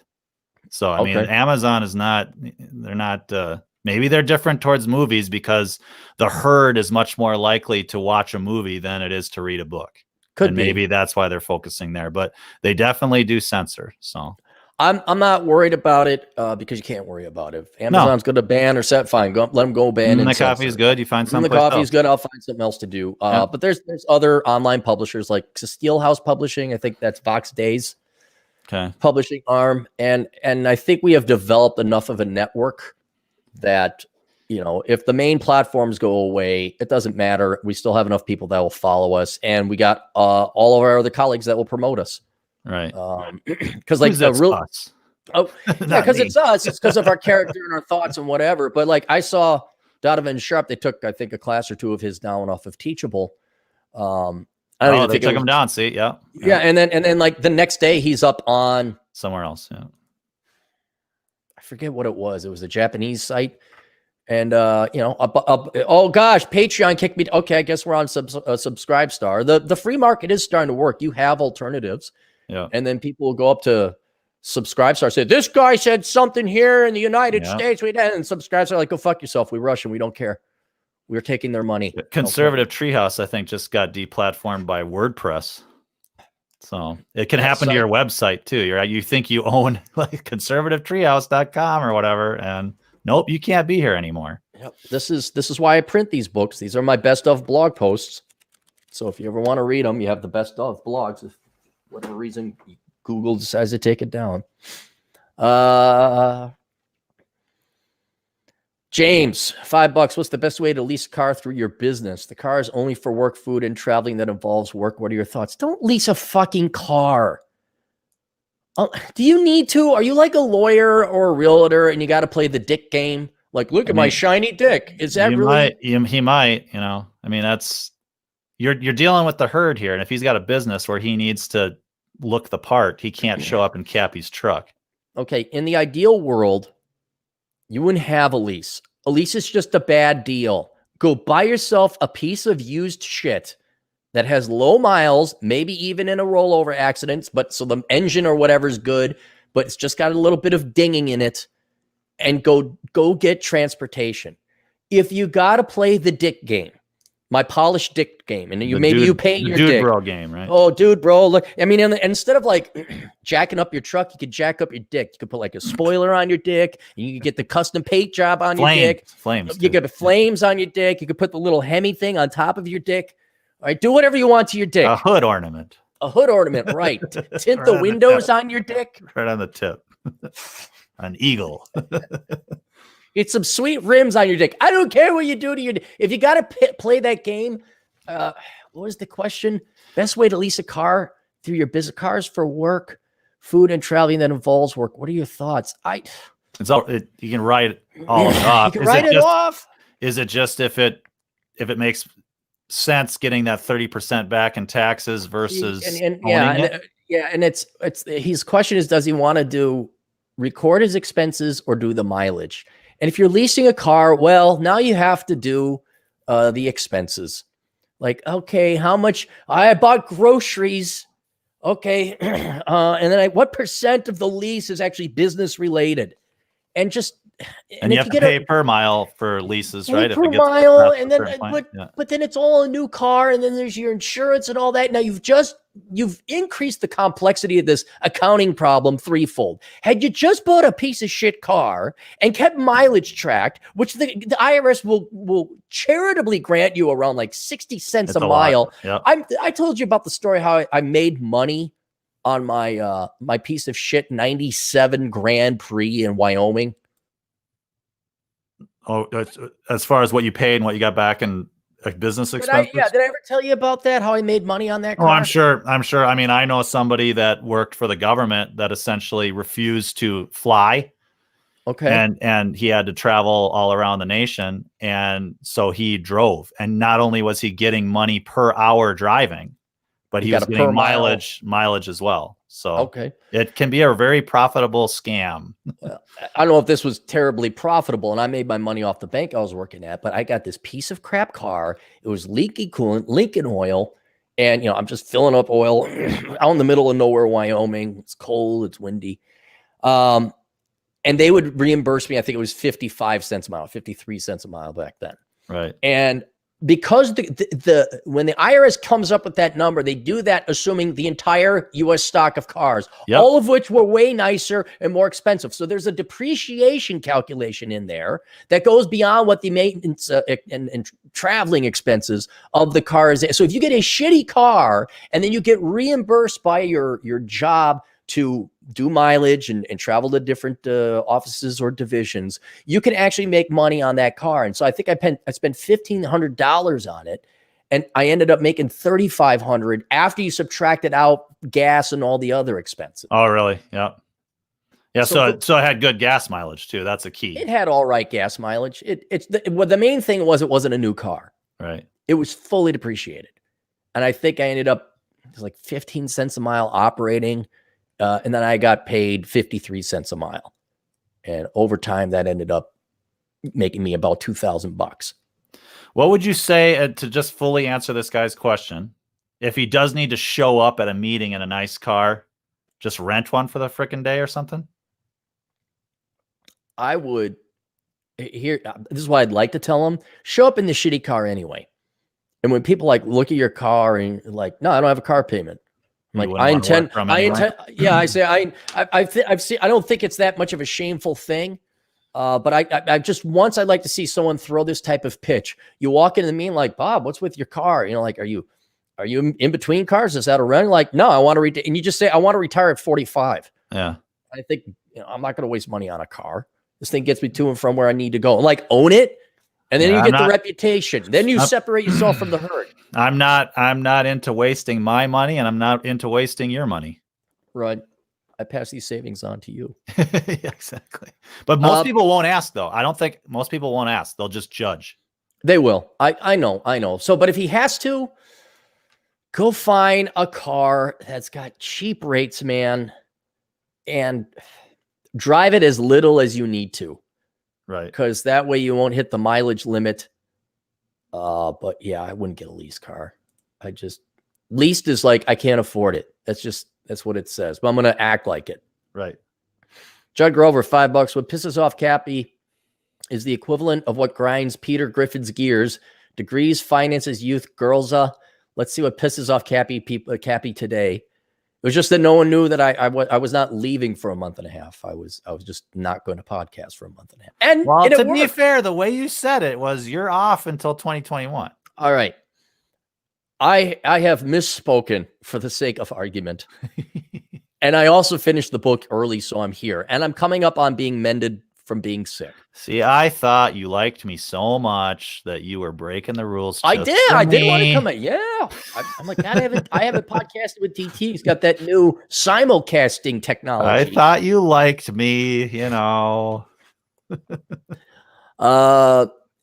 competent man for $5. Cappy is not pissed off, but he is getting pissed off. Keep cranking Cappy up, DT, and COVID on top of it. Shall we discuss the service you will want? I don't know what that means. What was the end of that? How much was that worth? That was worth $5. Well, he wants me to keep pissing you off, and all I have to do to keep pissing you off is just talk over you and not let you talk. And that pisses you off about me. I don't like it when anyone talks over me. All right, I'm going to refresh. You just love to hear yourself talk. I mean, it is big time self-esteem, Cappy. It's called the Clary Podcast. No, this is ACD.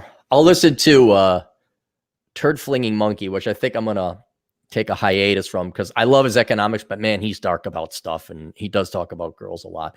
But man, sometimes he'll have like total spurgs and tards come on his show because these are all like these permavirgin types. And just like a standard guy with Asperger's or someone who claims to have Asperger's, he'll just talk over the host, and you could just hear him getting increasingly pissed off because they don't say anything intelligent.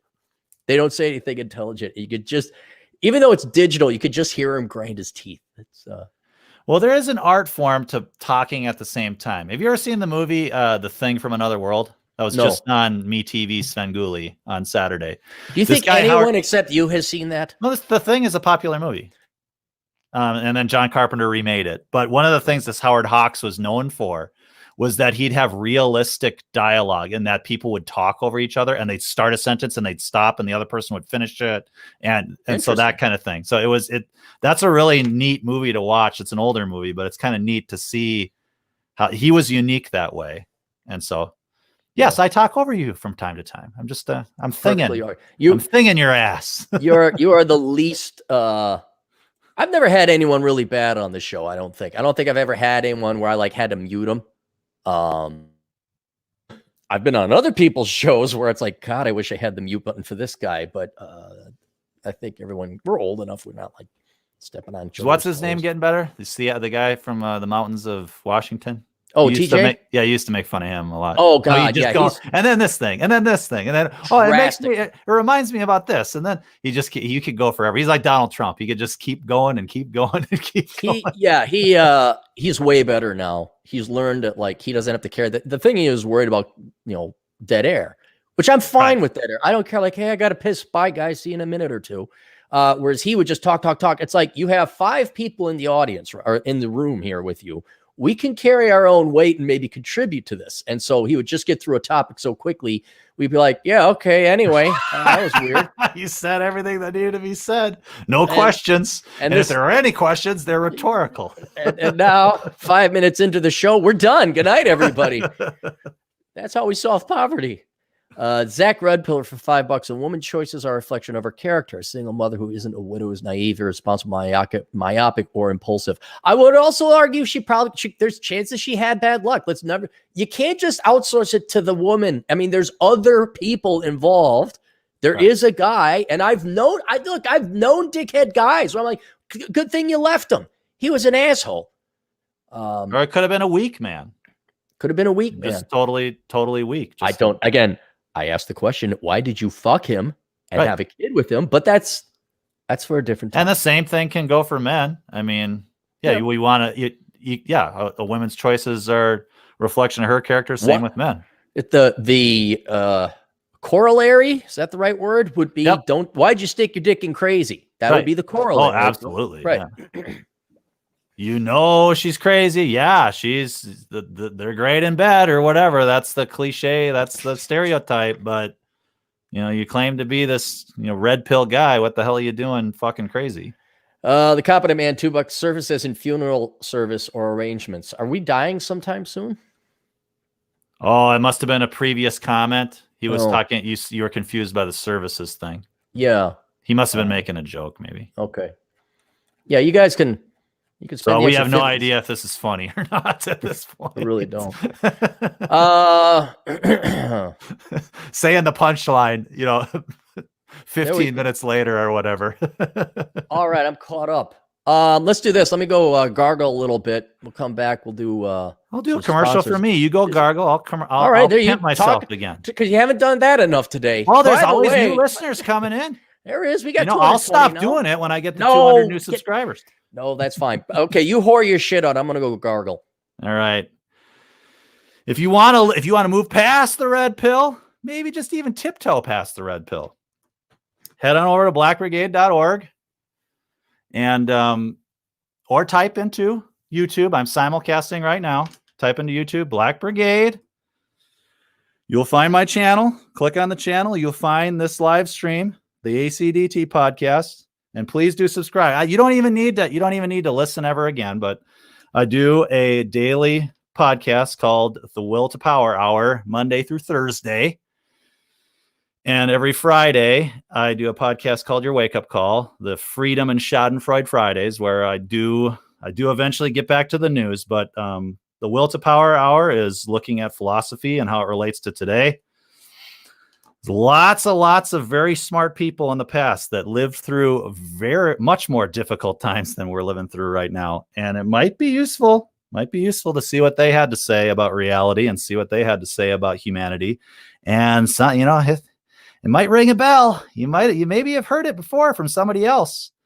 But this is, Heraclitus, 600 BC. Marcus Aurelius, I think, was in the Common Era, I believe. One of the last Stoics, I believe, was Marcus Aurelius.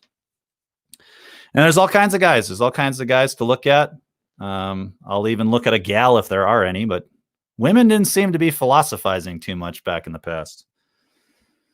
So those are the 2 podcasts. And if I get 200 new subscribers, I will give the herd what it wants and talk about girls, specifically as to how Nietzsche thought about them. So please do subscribe. You never have to listen to me again if you don't want to.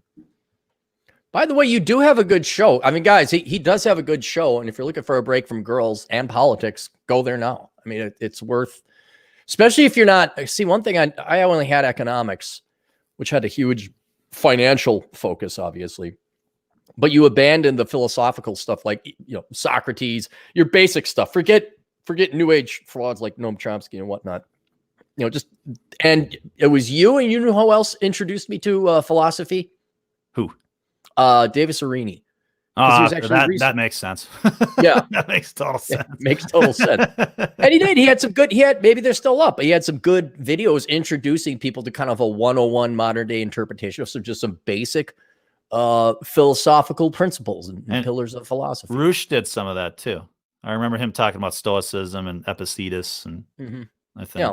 And I think everyone's so busy just trying to get by and get out of college. It's not until you're older and you start, what's the point of life? If are you forced to start looking at philosophy? Now, these philosophical podcasts are not me sitting in front of a fire with a book and a smoking jacket on and a pipe or whatever, and getting all pretentious about philosophy and having some piano music maybe in the background while we talk about these great thinkers of the past. No, a lot of these great thinkers of the past, I think, wanted to just be read by ordinary people. And so why not read it that way, not take it too seriously, but take it, at least somewhat seriously. We're talking about reality here, talking about humans, if humans are worth a shit. I mean, the entire history of philosophy can basically be boiled down to, why does this reality suck so bad? And why do humans suck? That's essentially what people are trying to explain. And they've been trying to explain it forever, and we've never really come up with a good answer. And that's why people keep on philosophizing. And you'd think that we would have discovered the truth by now if it was discoverable. And that's where the abyss comes in. That's where nihilism comes in, is that sometimes there are things that you just can't answer. Right. Anyway, so go check out his site, blackbrigade.org, or the YouTube video channel. Just search Black Brigade and you'll find them. Let's get through some sponsors here, because I've been neglecting them. And by the way, if you are sponsors to the show, I'm going to go well into January to give you guys promotions and things, just because I haven't been able to put the time into it. First one, The Fragments of Game, written by Rick Arilano. I'll put this in the you didn't do an Italian accent on that. I don't know how to do it. Anyway, I put his link in there, but the book, I got too many windows open. Fragments of the Game. Basically, what he did is he's looked at game over the past 20 years and figured out what was, I don't want to necessarily say pop or a fad, versus what was fundamental and still applies to this day. So it's kind of part history book, kind of, reflective of what worked 20 years ago versus what didn't, what has changed. Hey, here's an idea, Cap. On the simulcast, you want me to type in these websites so that who's ever over on my site can see what you're looking at? We could try it. I don't want to send you. No. Just say, what did you say? You said Fragments of the Game. Fragments of the Game. Yes. If you could just type it in and put it in your channel, please do. Yeah. Yes. I don't want to send you links or anything like that. Okay. So take a look. Paperback, Kindle, audiobook. Got that up there. The Path to Happiness, The Road to Freedom, written by Michael Seacrest, right here. Narrated by one of the guys I use as a narrator, Kevin Sapp.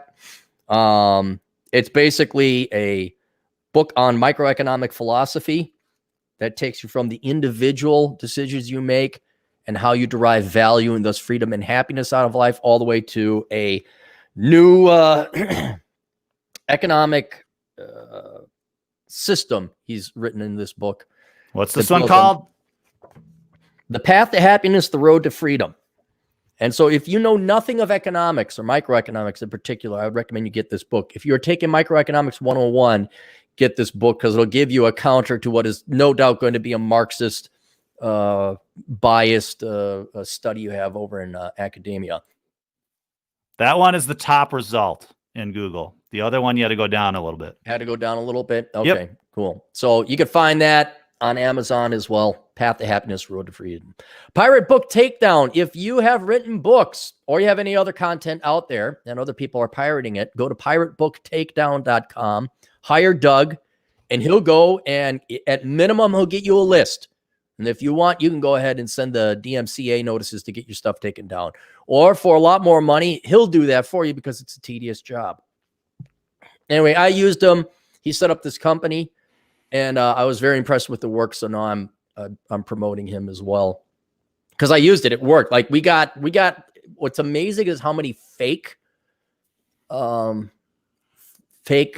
non-existent versions of my book are up. They'll claim they have the book, and then when you go to their site, you just install like spyware. It's a way to get your username and password. Right. So it's kind of funny to think that everyone who's trying to go get free stuff, when they log in, they've probably just given away a username and password they've used for other stuff to these sites, and the book is never there. So that's kind of neat. BusinessBuyerAdvantage.com, David Barnett. Go to BusinessBuyerAdvantage.com before you go and buy a business. Better Bachelor on YouTube. Go to Joker's channel on YouTube, Better Bachelor. Also check out Red Pill Men's Health at redpillmenshealth.com. 13 Rules Not to Be a Cuck by TFM, Turd Flinging Monkey. You can find him also on BitChute. Cubanos in Wisconsin, written by my good friend Silvio Canto. Doc Perodin, School of Errors. You can find that on the internet. All these, obviously, paperback, Kindle, and audiobook. PushingRubberDownhill.com. Go to PushingRubberDownhill.com and visit my friend Adam Piggott, where he no longer has his podcast. He took that all down from SoundCloud because he was sick of Black Lives Matter shit. But he does have his book still up, Pushing Rubber Downhill, and his other book, Run Guts, Pull Cones, which you can find on Amazon. Those are all good. The League of Extraordinary Podcasters, including Masculine Geek, The Goddamn Bacon at thegoddamnbacon.com. Jack Napier of Red Evening, Rob at robsays.net. Here you are, DT, the Black Brigade, right there. Me. Piero San Giorgio. I just had an interview yesterday with Piero San Giorgio. He's a cool Swiss guy. Piero San Giorgio.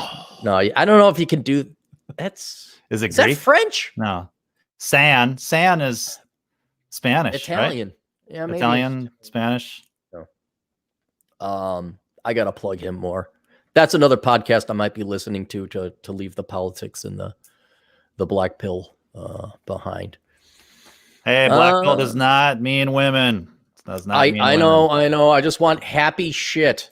I mean, really, I might even go watch HGTV because Love It or List It. You ever watch that show? I mean, all those shows are addicting. Yeah. Well, I'm not addicted to them, but I do kind of like they this. Pull you in. You're like, ooh, which house are they gonna pick? Well, the only reason I like this Love It or List It. Have you seen it? Yes or no? Yeah, that's the one with the MILF that fixes it up, and the balding guy that tries to find a new house. Yeah. Right. So the gal is a realtor. She tries to. No, she's the refurbisher. Yeah, she's the one that's, I got this budget of this amount. I'll fix up your house. Right. And they'll go ahead and fix it up. But then the list it guy, he's the realtor, and say, nah, list it, and I'll go find you another one. So they compete. Yeah. And what I love about it is the smack talking between the two. Right. I think they pair very well with each other. And they're always like, you're crazy. Get the F out. And you know who beats the shit out of the other one? Like, I looked it up. Do you know who just is trouncing this person by like a 5-to-1 victory ratio? Oh, on which one is winning more? Yeah. Well, I think she's winning, right? She is kicking his ass. Because there's the emotional that this is your house and you got your memories here, and she's improving it. Yeah. Right. Well, I just think it's still cool that I'm not saying it's necessarily her skill or the lack of his. I think it is, like you said, an emotional attachment to the house. But man, he keeps getting screwed. Like he finds these really nice houses. Oh, he finds what they want. Yeah. Yeah. And then they don't want it. Right. I remember this banister. I can't leave that banister. Right. I even had that with the GF when we moved out of my old house. Well, wait a minute. Where are we going to move? I'm like, hold on. This is my fucking house. And when I say we moved, there was a gal that wanted the city council was turning lefty. Uh-huh. And this little 23-year-old bint was going to run on a platform of affordable housing. And it's like, one, you're 23, get the F out of here. Right. What the Two, hell do you know? no, fuck you, you socialist little brat. That's all you know. And everyone put up the signs because she knew people's dads in town. Oh, of course. Socialism, right. And I was like, okay, it's time to get out of here.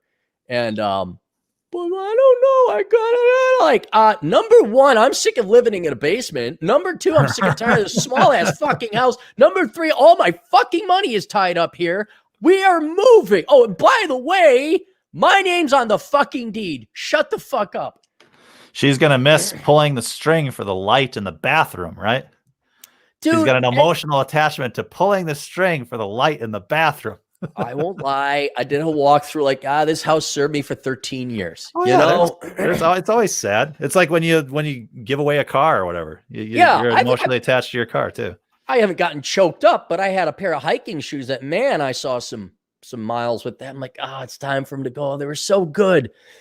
And then you know what? They're just shoes. They're just things, but just a house. That's what's interesting about humans is we do attach, I don't know, personality to these things, I know there's an emotional attachment. Can't help it.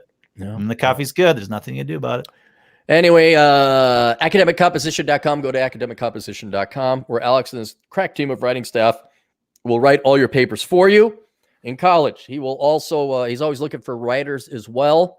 If you're looking for a job to do from home, I recommend you contact Alex at academiccomposition.com. Tell him that Cappy sent you. And that's good. There we go. The Science of Mastering Women, written by Linda Gross. You can find that on Amazon. She also has a podcast. Just look up Linda Gross podcast. You'll find it. And she's one of the few gals out there batting for guys. And she a PhD in psychology, so she has a little bit of interesting insights being a PhD, but then also being a therapist and doing the numbers and the data on this. And then if you would like to help out the show, you could go to olderbrother.com/donate. That's my other site. Yes, I do have another YouTube channel. A lot of people don't know about that. It's Older Brother. Go to YouTube and search Older Brother, and that's where I do the Older Brother podcast. And that's just basically another free podcast you got. So the site that kind of headquarters that is olderbrother.com, which I meant to run in parallel with assholeconsulting.com. If you go to olderbrother.com/donate, there are 3 ways you can help out if you want to help out the show. One is the Subscribe Star link, where you can become a Subscribe Star member and get access to all the content I put behind the incredibly expensive paywall of $2 a month. So you get the Road Trip podcast, some things I've written. Had you been a Subscribe Star member, you would have gotten this book for free. Sanity is the Future of Wealth, but no one did it. So now you got to pay for that. Your site's not secure, Cap. It's not HTTPS. What the fuck does that mean? You need it to be secure, man. Do I need to really? Yes, you do. Yes. You need HTTPS. What does it mean? It's not. I guarantee people will be sharing information with you more if they know that whatever links they're clicking and whatever information they're putting in there can't be intercepted. It just means it's I believe it just means it's encrypted, whatever data you put across. Oh God, I've had 2 people. I don't go to sites that don't. I'm like, well, then don't go to a fucking site. I can tell you I didn't. It should be easy, depending on who you're with. It should be easy to add HTTPS to it. All right. Anyway, so you go olderbrother.com/donate. There's the Subscribe Star link. You get stuff there, including stuff I've written. I just uploaded the first chapter to the Book of Numbers there. And I would say it's some of my finest writing is that first chapter. The remaining 9 chapters suck, by the way. So maybe don't get, no, I'm kidding. But that first chapter came out really good. And so you guys, for those of you who already subscribed, go there. There's new material, new content. But I would say that your first chapters usually are pretty good. They're usually the best part of the book. Yeah. Like Enjoy the Decline. Your first chapter was great. Well, you got to hook people in. Yeah, and then you get hooked, then I rape you with the remaining shitty chapters. Then I'm just kind of like, okay, yeah, all right. You and Matt Forney, man, you guys hate my books. You're all like, C-. I'm telling you, if you hired an editor shit. Content editor. This is just you probably don't need to. It might not make you any extra money. I just want this book to make millions. It's not going to. You don't think so? No. I don't know if it will. It's really hard to sell it. I mean, you would definitely need a content editor. I think your ideas are great, but they're not executed as good as they could be executed. No. And I think a content editor would really help you with that. Maybe I could do that, like, the director's cut or whatever, editor's cut, where I have an editor go through. It would be interesting to hire somebody to go back something that you want to really stand the test of time. Yeah. And hire a content editor to put out a version 2. Okay. And just to see. It would be an interesting experiment. Yeah. But I'm very hopeful for this one, only because 1, it's new material. 2, it's especially germane to economics, because the dirty little truth is men still produce the overwhelming majority of real economic production still develop the overwhelming, almost total amount of innovations and technological advancements. And the one thing that gets us up in the morning to do that shit is women. And now that women have been tainted as a pool, or the well's been poisoned, so it's worth. There are huge economic consequences. So not only is it in men's number one interest how to get the girls, the numbers, civilization's interest, really. It's progress. So it's got all the makings on the drawing board. It looks like it's got everything people wanted, but we'll find out. There's been a couple books I thought would do better and they didn't. And there's books where I was like this one was like insanely popular very quickly. It made the number one slot of I bet you it's because it's short. Yeah, there's an argument for that. But I thought this was just one of my longer blog posts. I'll just turn it into an essay and sell it for cheap. And a lot of people bought it. So I'm kind of happy about that. The only thing that would be difficult for you if you hired a content editor is you'd really have to just zero ego, zero. I mean, you'd have to just go ahead and tear it apart, rearrange it, I have me write something where I focus on a different analogy or whatever and different organization. And it is difficult. It is very difficult to get feedback like that. Not difficult for me. I'd say here, edit it. Right. And then you give it back. I probably wouldn't even look at it. Would you respond? Like if the content editors sometimes say, I want you to expound more on this. Oh, and so you actually have to do a little bit of writing. Yeah. Okay. I'd be up for, to put forth a full good faith effort to see. I would be very curious. Like, okay, yeah, I can expand on that. Yeah. But I would take everything that person said. Look, I just want to see the effect of editing. I'm not unpublishing my original director's cut. It would be a version 2 or whatever. Yeah. The edited version, for people who are anal. And that's what I would put. That would be like the whole new series, the anal. Oh, I was doing this whole play on words for analysis. Yeah. So you'd be the analyzed version. No, the analyzed version. It would be for this for dummies or that for dummies. It would be this for anal people. Edited by real life editor. I can. Hi, man. I'm a guy who runs a company called Asshole Consulting. Yeah, I know. But that's automatically, you can't poison the well. You have to have people read it and see if it's actually better. All right. I'd have to go out and do that. Because that poisons the well. That's like saying the pussy version of Conan the Barbarian or something like that. Yeah, I know. Like what I wanted to do is in the dedication page on this book is dedicated to all my English teachers who I was going to call a bunch of worthless, unaccomplished fucks. I wasn't going to use the word fucks. I was going to use the C word. I looked you all up and not a single one of you have published a page of anything in literature. You're all hacks and everybody hates all English teachers. I was just please fuck off and die. Oh, wait, half of you are already dead. I really want to put that in my book on the dedication page. That might deter a couple people. Just saying. It might. Just saying. But I just want to point out to all my English teachers, I'm better than you. And what's great is with half of them being dead. They didn't teach you, though. They taught you. They didn't teach me shit. Something must have stuck. Something you can't say. You know what stuck? Is speaking the language for 30 years before I wrote my first book. That's different than writing. That's different. Yeah, but then you know what also stuck is writing in banking, all these economic and analytical reports and these papers I had to write for non-English classes. That's what did it. Think about reading though. When you really think about what words do, it's pretty amazing. Yeah. It's really amazing what words do. That's why ancient philosophers really obsessed about words and what they actually are, because they communicate so much and they come so naturally after you learn the language. But we're just making noises. That's all we're doing. Yeah. And words on a page are just shapes.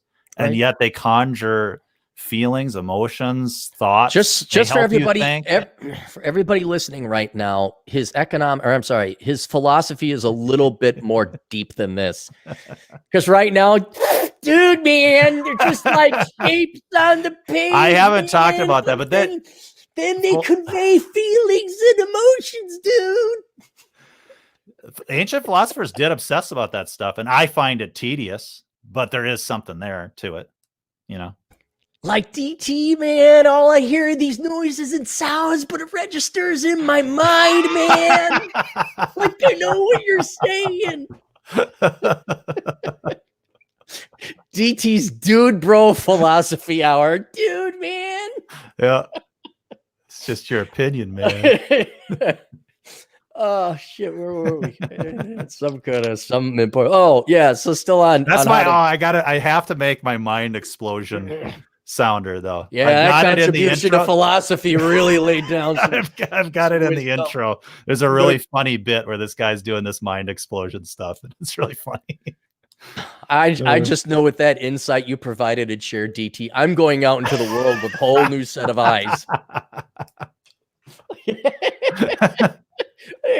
Mac, word shapes. I'll do that. Yeah, you make a good joke. I do the awesome sounder. Oh God. You can make fun of me all you want. I'm totally down with that. Word shapes. Could I have the Atham pick of should I do a hashtag word shapes for the podcast? No, I think you need a shirt. Words, form shapes, man, deep. Well, think about those African tribes that communicate with clicks. Clicks, yeah. It works. Clicks, man. It's deep. Clicks, man. Like, holy cow, dude. He knew to throw the spear that way, man. Oh, God. Oh, yeah. So how to whore myself out more so you guys can give me money so I don't ever have to go get a real job again. So that subscribe start, you get stuff free, including Mary Jo's pinup. So for $2 a month, you get that. Then there is what the heck is else up? Oh, there's PayPal link. That doesn't get you anything. That's just if you want to give me money. I don't have the website up anymore. So. Okay, that's fine. And then the last one is the Amazon affiliate link. So you go to olderbrother.com/donate. You click on the Amazon link. You don't go straight to Amazon. You got to go to olderbrother.com/donate first. Then you click on Amazon. And if you do all your shopping there, it doesn't cost you anything more. I just get a 4 to 5% commission or cut. It is the easiest and no cost way to help out the captain. Because what's his name? How much did you get from me that one Christmas where I actually focused on that? I don't know, but you can make some money now. They lowered the couple $100, I think. Yeah, no, it's a surprising amount. I get a 1099 from them. I make over $600 a year on that, obviously. So it does add up. Yeah, and the only reason I recommend you do that because you get something out of it. It really doesn't cost you anything more. It's really just changing a behavior. So if you do that, I really much appreciate. I did the math once and average number amount of stuff people buy and how many. I mean, I could have made $200,000 a year if everybody did all their shopping on my site. Right. But it's more of an issue of well, you forget. Well, and it has to be on your computer still, right? Yes, not on your device. Not on your fucking device. It has to be, and that's probably part of the problem too. That's another thing too. And so I will go out of my way. If I go online shopping, I will do it on my computer. I will go to somebody's website and go through their Amazon affiliate link to help them out. And don't do the math on my couple $100. I was exaggerating, I think. Well, I don't know. I had one. If that's 5% of whatever I'm spending, that's one couple bought their lumber for their house. Sure. Yeah. And I got $1,000 commission on that. Yeah, I suppose if it's for a full house. Yeah. So I was like, thank you very much. Holy shit. So yeah, if you guys, it can add up real quickly. And it works for the small businesses on Amazon too, right? It's whatever you buy on Amazon. Yeah, whatever you buy on It's just Amazon. through Amazon, so you can still support like a local business, and you still get a commission. Right. Yeah. Yeah. If they've got a store at Amazon. Yeah. Then there's other stuff that you can help out with. Sanity is the future of wealth. This is an essay, my best essay I've ever written. I know DT didn't like it that much, but I got that. The Penn's Principle, written by Randy Bentwick. Just basically how not to get falsely accused of grape and have your entire life ruined. Of grape? Of grape. Yeah, you said grape, I think. I know. It's a joke. It's like Bob's and Vagine, because people who want to keep their videos monetized, you can't say Bob's or boobs and vagina. You have to say Bob's and Vagine. So did you just ruin it there? No, I ruined it long ago. I didn't intend on this to be monetized. But so you have to have grape. You can't have sex. You have to have bedroom fun. Some you'd enjoy, even though it is about the girls. Listen to Better Bachelor's channel. If not for not the content, but to see how ridiculous, by no choice of his own, you have to be with words if you want to keep something really clean. It is like being in school and talking to a bunch of Christian school marms. Well, that's just ridiculous. I mean, that's why you shouldn't even bother trying to make money. Just fuck it. It is what it is. Right. It is what it is. Anyway, no, I'm not trying to monetize this one. Curse of the High IQ makes a good Christmas book. This would be a good Christmas book. For all of you who want to go get Christmas presents. The only problem I had with that book, you want to know what it was? Not really, no. The insomnia stuff. Insomnia. You said high IQ people can't sleep. And I'm like, that's just you talking about yourself. No, I have no trouble sleeping at all. Oh, I know a tall Asian. Words, deep man with shapes. Yes. What research did you do? I'd have to go in the book and find out. There was no research. Anyway, then there's Reconnaissance Man. What didn't you like about this one, DT? I didn't read that one. All right, but it's got a cool cover. Thank God. Thank you. People didn't like this cover. I thought it was one of the cooler covers I had. It's a cool picture. I mean, you could have dressed up the cover a little bit, but it's a cool picture. God almighty. It's you. I know. Rich Cooper's like, yo, where do you go to get your covers done? I say, sometimes I do them myself. Other times I pay for it. It's like, yeah, some of them kind of do like homemade special projects. Get the fuck out of here. Well, he's being honest. Bald Canadian. I know, but all right. How about this cover? Do you like this cover? No, it's too much white space. Isn't it clever how I made it look like a degree, though? You could have done it landscape, and it would actually look like a diploma. Filling up the whole, so it'd be sideways. That would make it jarring to the eye. Have you seen what kids are into now? They're into the Japanimation stuff where you read the book backwards. Okay. Yeah. Is that what the kids are into? Because I sell to the kids, right? You know, they all bought this one, right? Yeah, that's for kids entering school, right? Yeah. All right. This also would make a good Christmas book for your kids coming back from school who never left because everything was online. They're finding out school is bullshit and it sucks. And they majored in dumb crap. So now you can give this to them. See, I told you so, but they're not going to listen because young kids are dumb. Enjoy the Decline. Those of you who didn't like the Biden election, maybe go get this one. Now that's a really good cover. Yeah, because R.J. Jones drew it. Yeah. How Not to Become a Millennial. All right. How do you rate that cover? Is it clever at least? It's clever. Yeah. All right. Yeah, it's clever. All right. This is deep, thick, and I would say some of my best political writing, if not my best political writing. This would be one you sit and consume because it's not just, look at the dumb millennials. It's, holy shit, we destroyed an entire generation and they're still not dead yet. That's probably like the worst part about being a millennial is you got another 35 years to go of this shit. And it talks about how how do we not do that again? How the millennials could get themselves out of it. This Bachelor Pad Economic, also a great Christmas book for any young man. Now that has the wraparound cover, doesn't it? Yeah. It goes around. Back. Yep. Where we got it's the whole party. Dr. Smith and Dr. Helen and why can't I remember his name? Helen Smith is married to. He kind of looks like the guy. He kind of looks like the guy from The Office there. Yeah, I can't.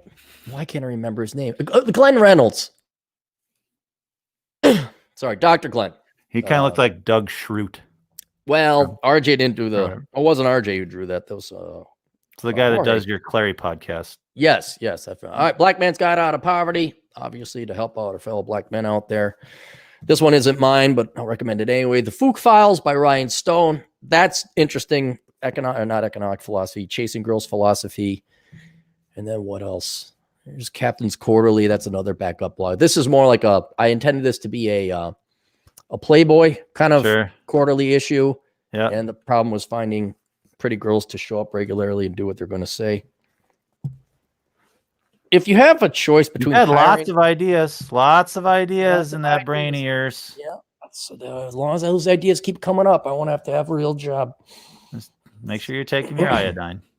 And then finally, if you have questions and you need an old, now peppered beard man with wisdom and an old truck to answer your questions, go to assholeconsulting.com. And for money, I will do that. I think I'm growing out my mostly white beard for Christmas. Oh yeah, you're gonna go for a Santa Claus look, even though you're not fat enough. A little bit. Snake Plissken Santa, which I loved. Christmas Chronicles 1. Mm-hmm. Snake Plissken Santa Claus, Kurt Russell. Christmas Chronicles 2 is awful. Is he in it? It's terrible. Yeah, it's a sequel, and it's awful. Okay. There's that my oldest made a great joke. It was her first great joke. We're watching this whole movie. The kids get back to where they're supposed to be after being on an adventure with Santa. They see this the kid that was on the adventure with Santa in the Christmas Chronicles 1, and the kid goes, "Hey, was it as good as last time?" And my oldest goes, no hesitation. No, like, this is not as good as last time at all. Which one was it? Bert or Ernie? Bert. Okay. The oldest, yeah. Okay. Yeah. And she's more, yeah, she's not boisterous. And the fact that she, without hesitation, right. A double meaning joke, that she was saying this movie sucks. Yeah, I could see her. Yeah. All right, let's do a couple more super chats here. Competent Man, $2. Will there be an Xmas broadcast like last year? Yes, I will do a very Cappy Christmas. A lot of people have been asking for that, and I'll do it. There you go. That together. Commitment, right there. Have people come in and out. It may be on the 24th. Depending on which parents I got to drive to for Christmas, because that's always fun. Judd Grover. There'll be a Krampus broadcast, not Christmas, but no, I don't Krampus. No, not everybody watches Svengoolie or live in that weird, deluded mental world of John Carpenter films. Krampus is great. Doesn't he kill or eat the kids? It's an old myth or whatever about kind of the opposite of Santa. Mm-hmm. Judd Grover, $2. Speaking of Mary Jo, she should do more videos. She's been busy. She's been real busy. I'd love to always have her kind of make an appearance here or there. But she's settling down with a guy pretty serious now. So and between that and her work, she doesn't have that much time. So she's always welcome. I've been busy too. I haven't been doing any socializing. One Man's Way, $5. I'm pumped about this book from Cappy. You think you will get MGTOW shame? No. This is why I'm also hopeful for it. This is going to verify what they've been saying the entire time. That it basically it's shit. It is shit. But isn't that what he's asking? He's asking that I think he's saying that the MGTOWs are going to say, see, why have you been ripping on us? See. Okay, I see what you're saying. Yeah, they may come out and say, see, we told you so. Yeah. And the numbers bear out everything. I hate to say that, but the book, when you look at the books, yeah, they're right. They're mathematically right. And then I talk. When has it ever been different? You used to have to include a dowry with your daughter to get her married. You used to have to give the guy stuff. Right, but we didn't keep track of statistics or demographics back then. Right. I know. This is basically plop. Here's a ton of numbers proving what we've already known to be true, and it's worse than you think.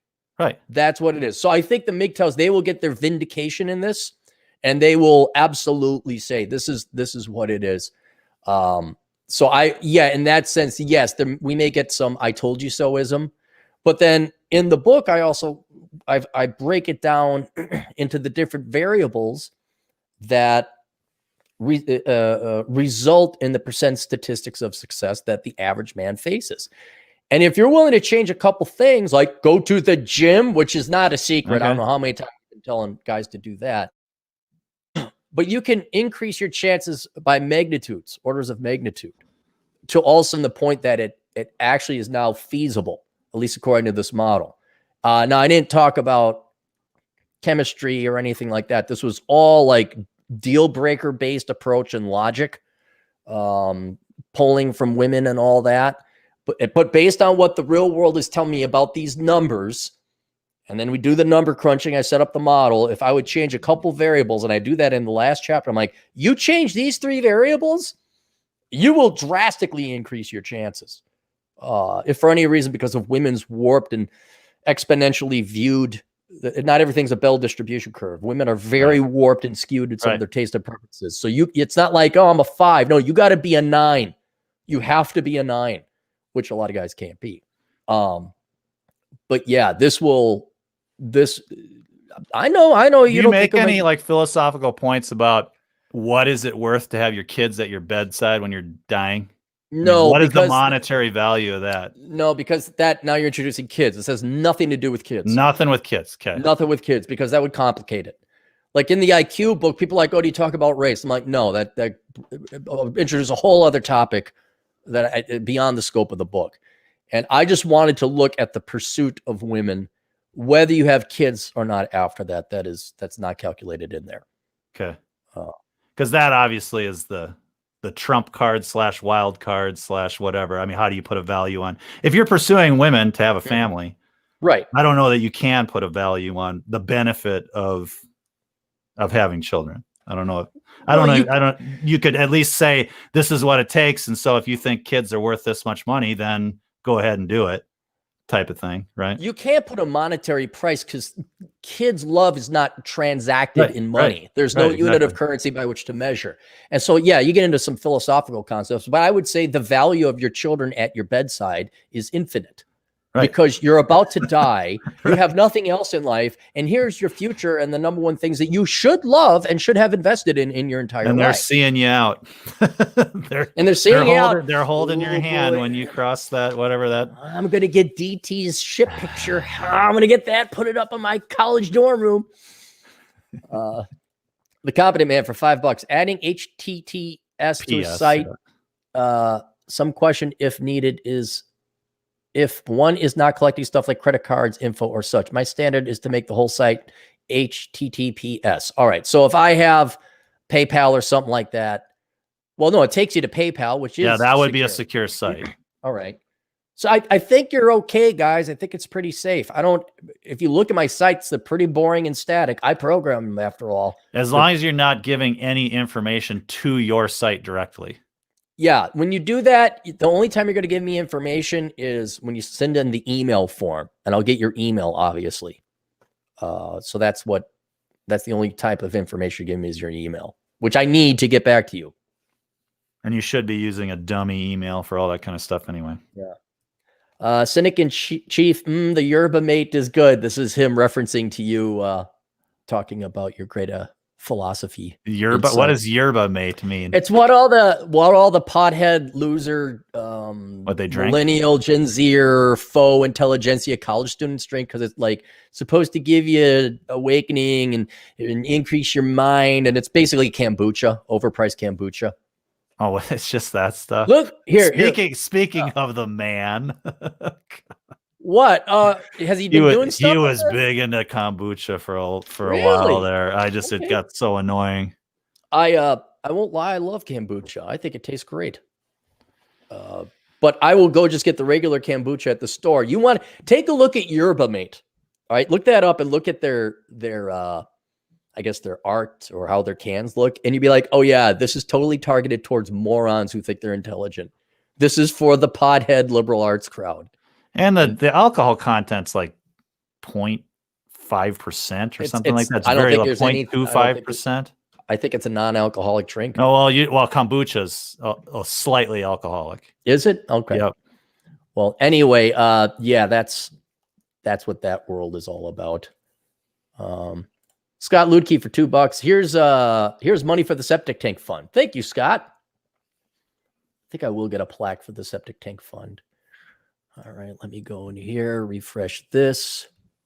Make sure I'm not missing anything.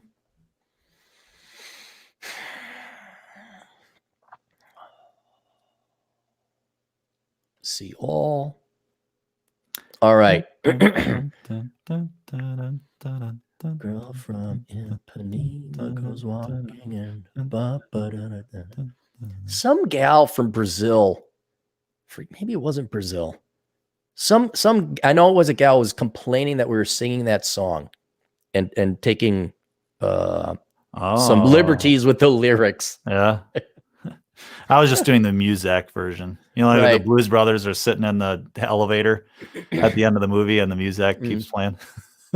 Says nothing's happening. Here we go. Nonstop Dre. Cappy's next best-selling book, The Happy Feminist, for $2. The Yerba Mate is good. Septic tank fun. Boom. All right, we're caught up on that. And then we're good to go.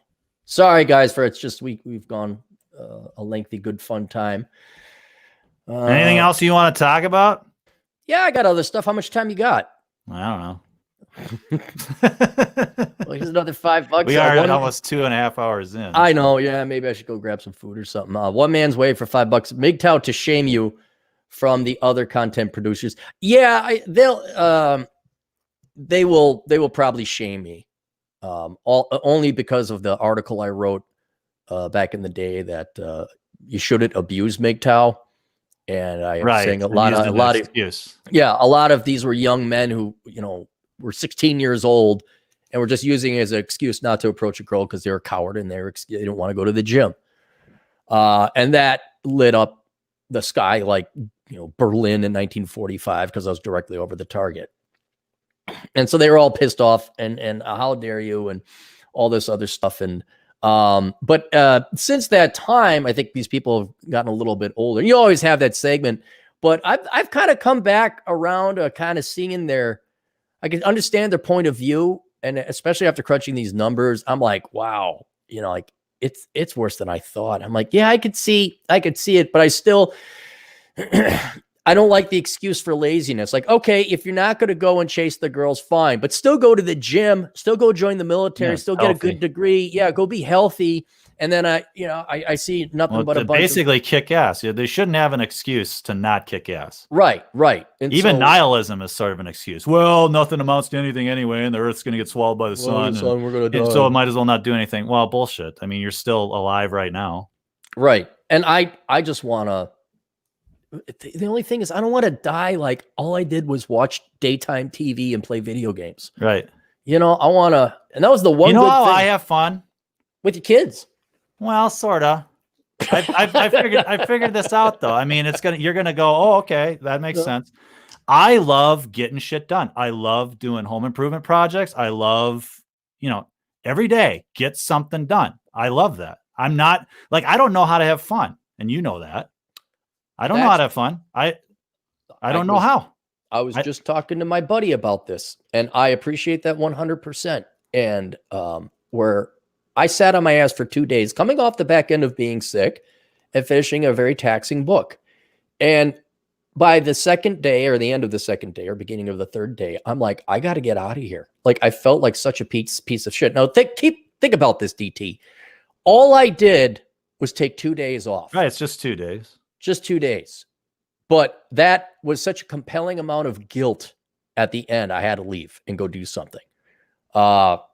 I think people like you and me, that's how we're wired. Rolo's the same way. Like I got to get stuff done. You've got to go out and do stuff. I like look around my immediate surroundings and go, okay, how can I make my own little environment here better?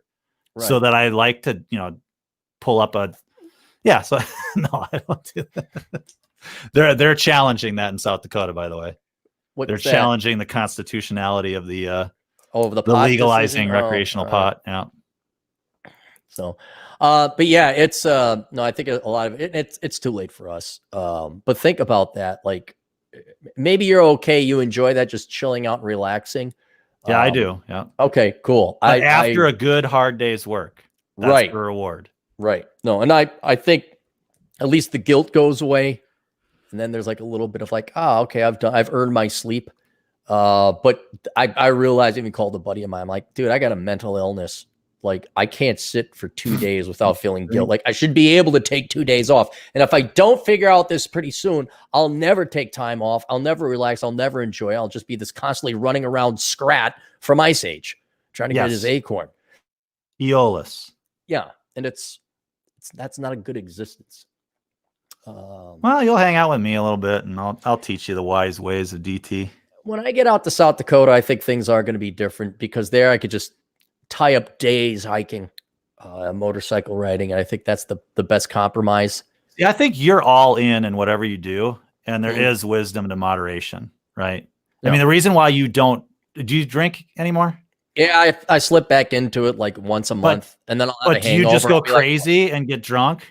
No, because what I do now is I'll spread it out over 3 or 4 days and just like have a nice buzz the entire time. But even that, even though you're not lit, it's not good for you. Yeah, you're like, by the 4th day or 3rd day, you're kind of like, ugh. You know, and it depends, you know, like if it's sunny out, if I'm in South Dakota or Vegas, no, because there's hiking to do. Sure. You know, there's stuff to do. But Minnesota, winter, fucking sun setting at 4:30 in the afternoon. Yeah, then you get some temptation, and you're kind of like, well, I'll just relax a little bit. But yeah, it's. But you like, I can just do a glass of whiskey, right? Nope, and just enjoy the one glass of whiskey. Because I'm like, why would I just have one? Right. Why not? Like, so that's what I mean. You're all in. It's like when you do something, you're all in. It's not like moderation. You're just, you got to get it done. I got to go hike this. I'm going to hike all day. I'm going to write all day. I'm going to drive across the country all day. Yep. Yeah. No, it's in some of that we could argue is personality and whatnot, but I think a lot of it was working, where college was just a 3.5 year, 80-hour work week. And it had to get done. And it really focused, because you're doing papers and homework and work and projects. Then there's also work. And that really trains you to be project focused. Like, I need to get this project done. This book took 3 weeks to write. The research took 3 weeks, but the actual writing only took 3 weeks to write. That's like 160, 170 pages. So the books are also like, I will get it done because that is the most effective. Otherwise, the other thing is that it will gnaw at you. Like, you're not getting this done, or you are, there's an opportunity cost. Like, if you don't get to Florida in a day and a half, you're going to miss out on this. That's your perspective. That's your non-moderation perspective kicking in there. So it can be incredibly. So you kind of make yourself miserable in a way. Yeah, kind of. But the thing is, turn it off. If you can find out how, let me know. Right. Because if I sit there and do nothing, this is where booze does actually play a role. If I have a drink, it all turns off. It's all like, oh. And, you know, I can watch a movie. Like, I forgave myself for watching Tropic Thunder a couple days ago. You know, I know people who go to work, they'll get hammered over at happy hour at Applebee's or whatever, and they'll go park their ass in front of the TV for 4 to 5 hours or social media, and they do it all over again. So I know consciously, it's like, well, I'm nowhere near that deprived or depraved or whatever. Yeah, you don't want to go the opposite, where you're binge watching a show, you know, all fucking day. And I never do that. Right. But, you know, at the same time, I should be able to do a little bit of this. And then, or another thing is like on cheat day, when I have carbs, even this I had to stop, is I'll get McDonald's, and then I'll go to the sushi place. And then by the time afternoon is around, I'm feeling so sick because I've eaten way too much food. Right. Even though it's all great food. So you're all in. Yeah. So it's like, no, and you gotta stop that. But there's no, you know, I think you just gotta consciously, I mean, I kind of naturally moderate. I'm naturally an even keel guy. So you probably need to think about it. You just need to think about, you know, that was enough for today. Yep. Yeah. Good. Yeah. And I think once I get out of an environment that I hate and is actually toxic, once I get out of a 1-bedroom apartment, I live like a normal human being, you know, like kind of not a big house, but I got my own room and shit like that. And there's a whole world of hiking and exploring and mountain biking and fossil hunting and all that. I think it'll be. But you got to look at that it's always there. That stuff's always, so you're not just going crazy. Like you said, there's the risk that you're out here and you just go all in again on hiking, just like, I gotta get hiking. Yeah. Again. But it's always going to be there for you. You got to have that perspective that, even though you could die tomorrow, yeah, you probably won't. Right. And you could do it tomorrow. That's fine. I could do it tomorrow. Right. Well, and that's another thing and this is where you'd be proud. And I thought you were kind of proud where I'm like, I'm too tired. I'm not making it. Well, that's why I thought you had the COVID, because it's just so out of character. It's OOC. Takes us a disease to slow him down. Right. How does he slow down? Pot, booze, or disease? I don't know. Yeah, I have a feeling once I get out there and, just to have the house done and less on my plate, 2021, I'm not writing a single book. I'm not taking on any projects. I'm just promoting the stuff I got now. So that'll be a huge thing. But yeah, I decided not to drive. I took 2 days off, stayed in bed. And maybe it's like working out. You got to keep pushing. Okay, now I'll try and do 3 days of only part-time work, not going nonstop and running around like that. Okay, maybe I'll go to a resort for 4 days where I do nothing but sit at the pool. But at the same time, it's like if that doesn't change it, then you have to accept this is how you are and just have policies. Like, okay, I'm not hiking more than 20 miles in a day. Or you're not. Yeah.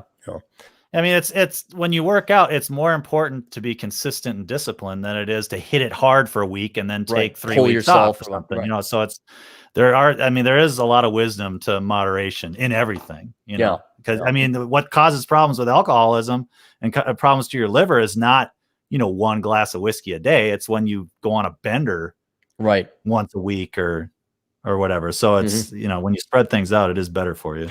By the way, good news. Remember my cancer scare from a year ago? Yeah. So we went in, I got No, that's not good news. It was never there. Not only that little nodule or whatever is, that's gone. They said everything looked great. Cause I guess when they do the sonogram or whatever the hell they do, they're not just looking at your liver. They're looking at pancreas and all that. Like, yeah, everything looks fine. I'm like, thank you. Like, cool. Well, the liver regenerates every 6 weeks or something. It's every 6 weeks. Yeah. Every cell. Yep. Really? Yeah. That the liver is constantly regenerating. No kidding. I didn't know that about the liver. Oh, I can't remember the time frame though. There's a thought process on how long it takes for your entire body to be completely a different body. I thought that was 7 years. Yeah. Like it's something like that, except for your brain, your brain doesn't regenerate. Doesn't really change. Oh. Yeah. Nimble Fred for $3 more septic tank money. Thank you. Cappy got a poo. Nonstop Dre 360, but Cappy, military STEM and gym is hard. Yeah, I know. You've done all 3. Nonstop Dre. Yeah, Nonstop Dre. Oh, what did I say? Did I say DT? Well, you pointed, and the pointing almost looked like you're pointing at me. I'm pointing to Dre. Sometimes it's not all about you. I did 2 of those 3. Yes. The Competent Man for $2. Did South Dakota has the house foundation been poured yet? Yes. I am the owner of a very nice hole in the ground. They dug up the foundation. And so that's all good to go. And I also own piles of dirt. So go have the kids play on the piles of dirt if you'd like. I think. What are they doing with your piles of dirt? They're going to flatten out the dips in the ground. Okay. So they're flattening out the rest of the property. Well, not the rest of the property, but the main part, I guess, because there's like this little. I wouldn't call it a swamp. Enough water was getting in there, and a bunch of. Well, you've mowed the property, that's all flat. There's no weeds or anything more because they've spread out the dirt over that. So it looks nice. My spy a couple miles away is taking a picture, and he sent me one. I'm like, oh, that looks nice. So, but I own a very nice hole in the ground. Boom. Let's take a look here. Do I want to talk about any of this? No.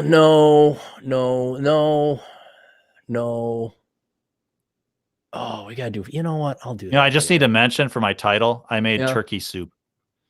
I actually cooked. Is it good? Did it come out good? Yeah, this time it did. Oh, good. I've done it before where I left too many bones in there or whatever. But I just love that line in Christmas Story where he talks about 10 gallons of turkey soup all gone at the end of the movie when the dogs eat the turkey. Okay. And Ralphie is lamenting all the leftovers from the turkey. And so I like making turkey soup. It's fun. Never saw that movie. Oh, really? Yeah, the Christmas Story one or whatever it's called. Yeah, I never saw it. Just had no. It looked dumb. You shoot your eye out, kid, and then there's the red wagon, and then there's the. It's very nostalgic. It's very nostalgic. Okay, I don't know. And Darren McGavin's great. I mean, the dad is great. Let's call it a day because I'm sure you got stuff to do. Why don't you plug your stuff one last time? Blackbrigade.org or the YouTube site. Well, the flagship is blackbrigade.org. That's the backup site, kind of, in case I lose things on YouTube, which has happened. And but go to the YouTube channel, Black Brigade, and I do a daily podcast about philosophy called the Will to Power Hour. And it's not stuffy. It's I try to relate it to today, and trying to relate these great thinkers of the past to how we should approach reality. And they've done a lot of thinking. Might as well use it. Might as well make their lives more productive than they already have been. Got a question? Do you convert it to MP3 as well? Yes. Okay. On blackbrigade.org. Yeah. So it's still through iTunes. Okay. You can go to blackbrigade.org and hook up through iTunes, or just subscribe to the RSS feed and you'll get the audio anyway. But some of the video sounders are kind of funny. So they are funny. There is a little benefit to watching the video. Duper racist alert. Bop, bop, bop. Racist alert.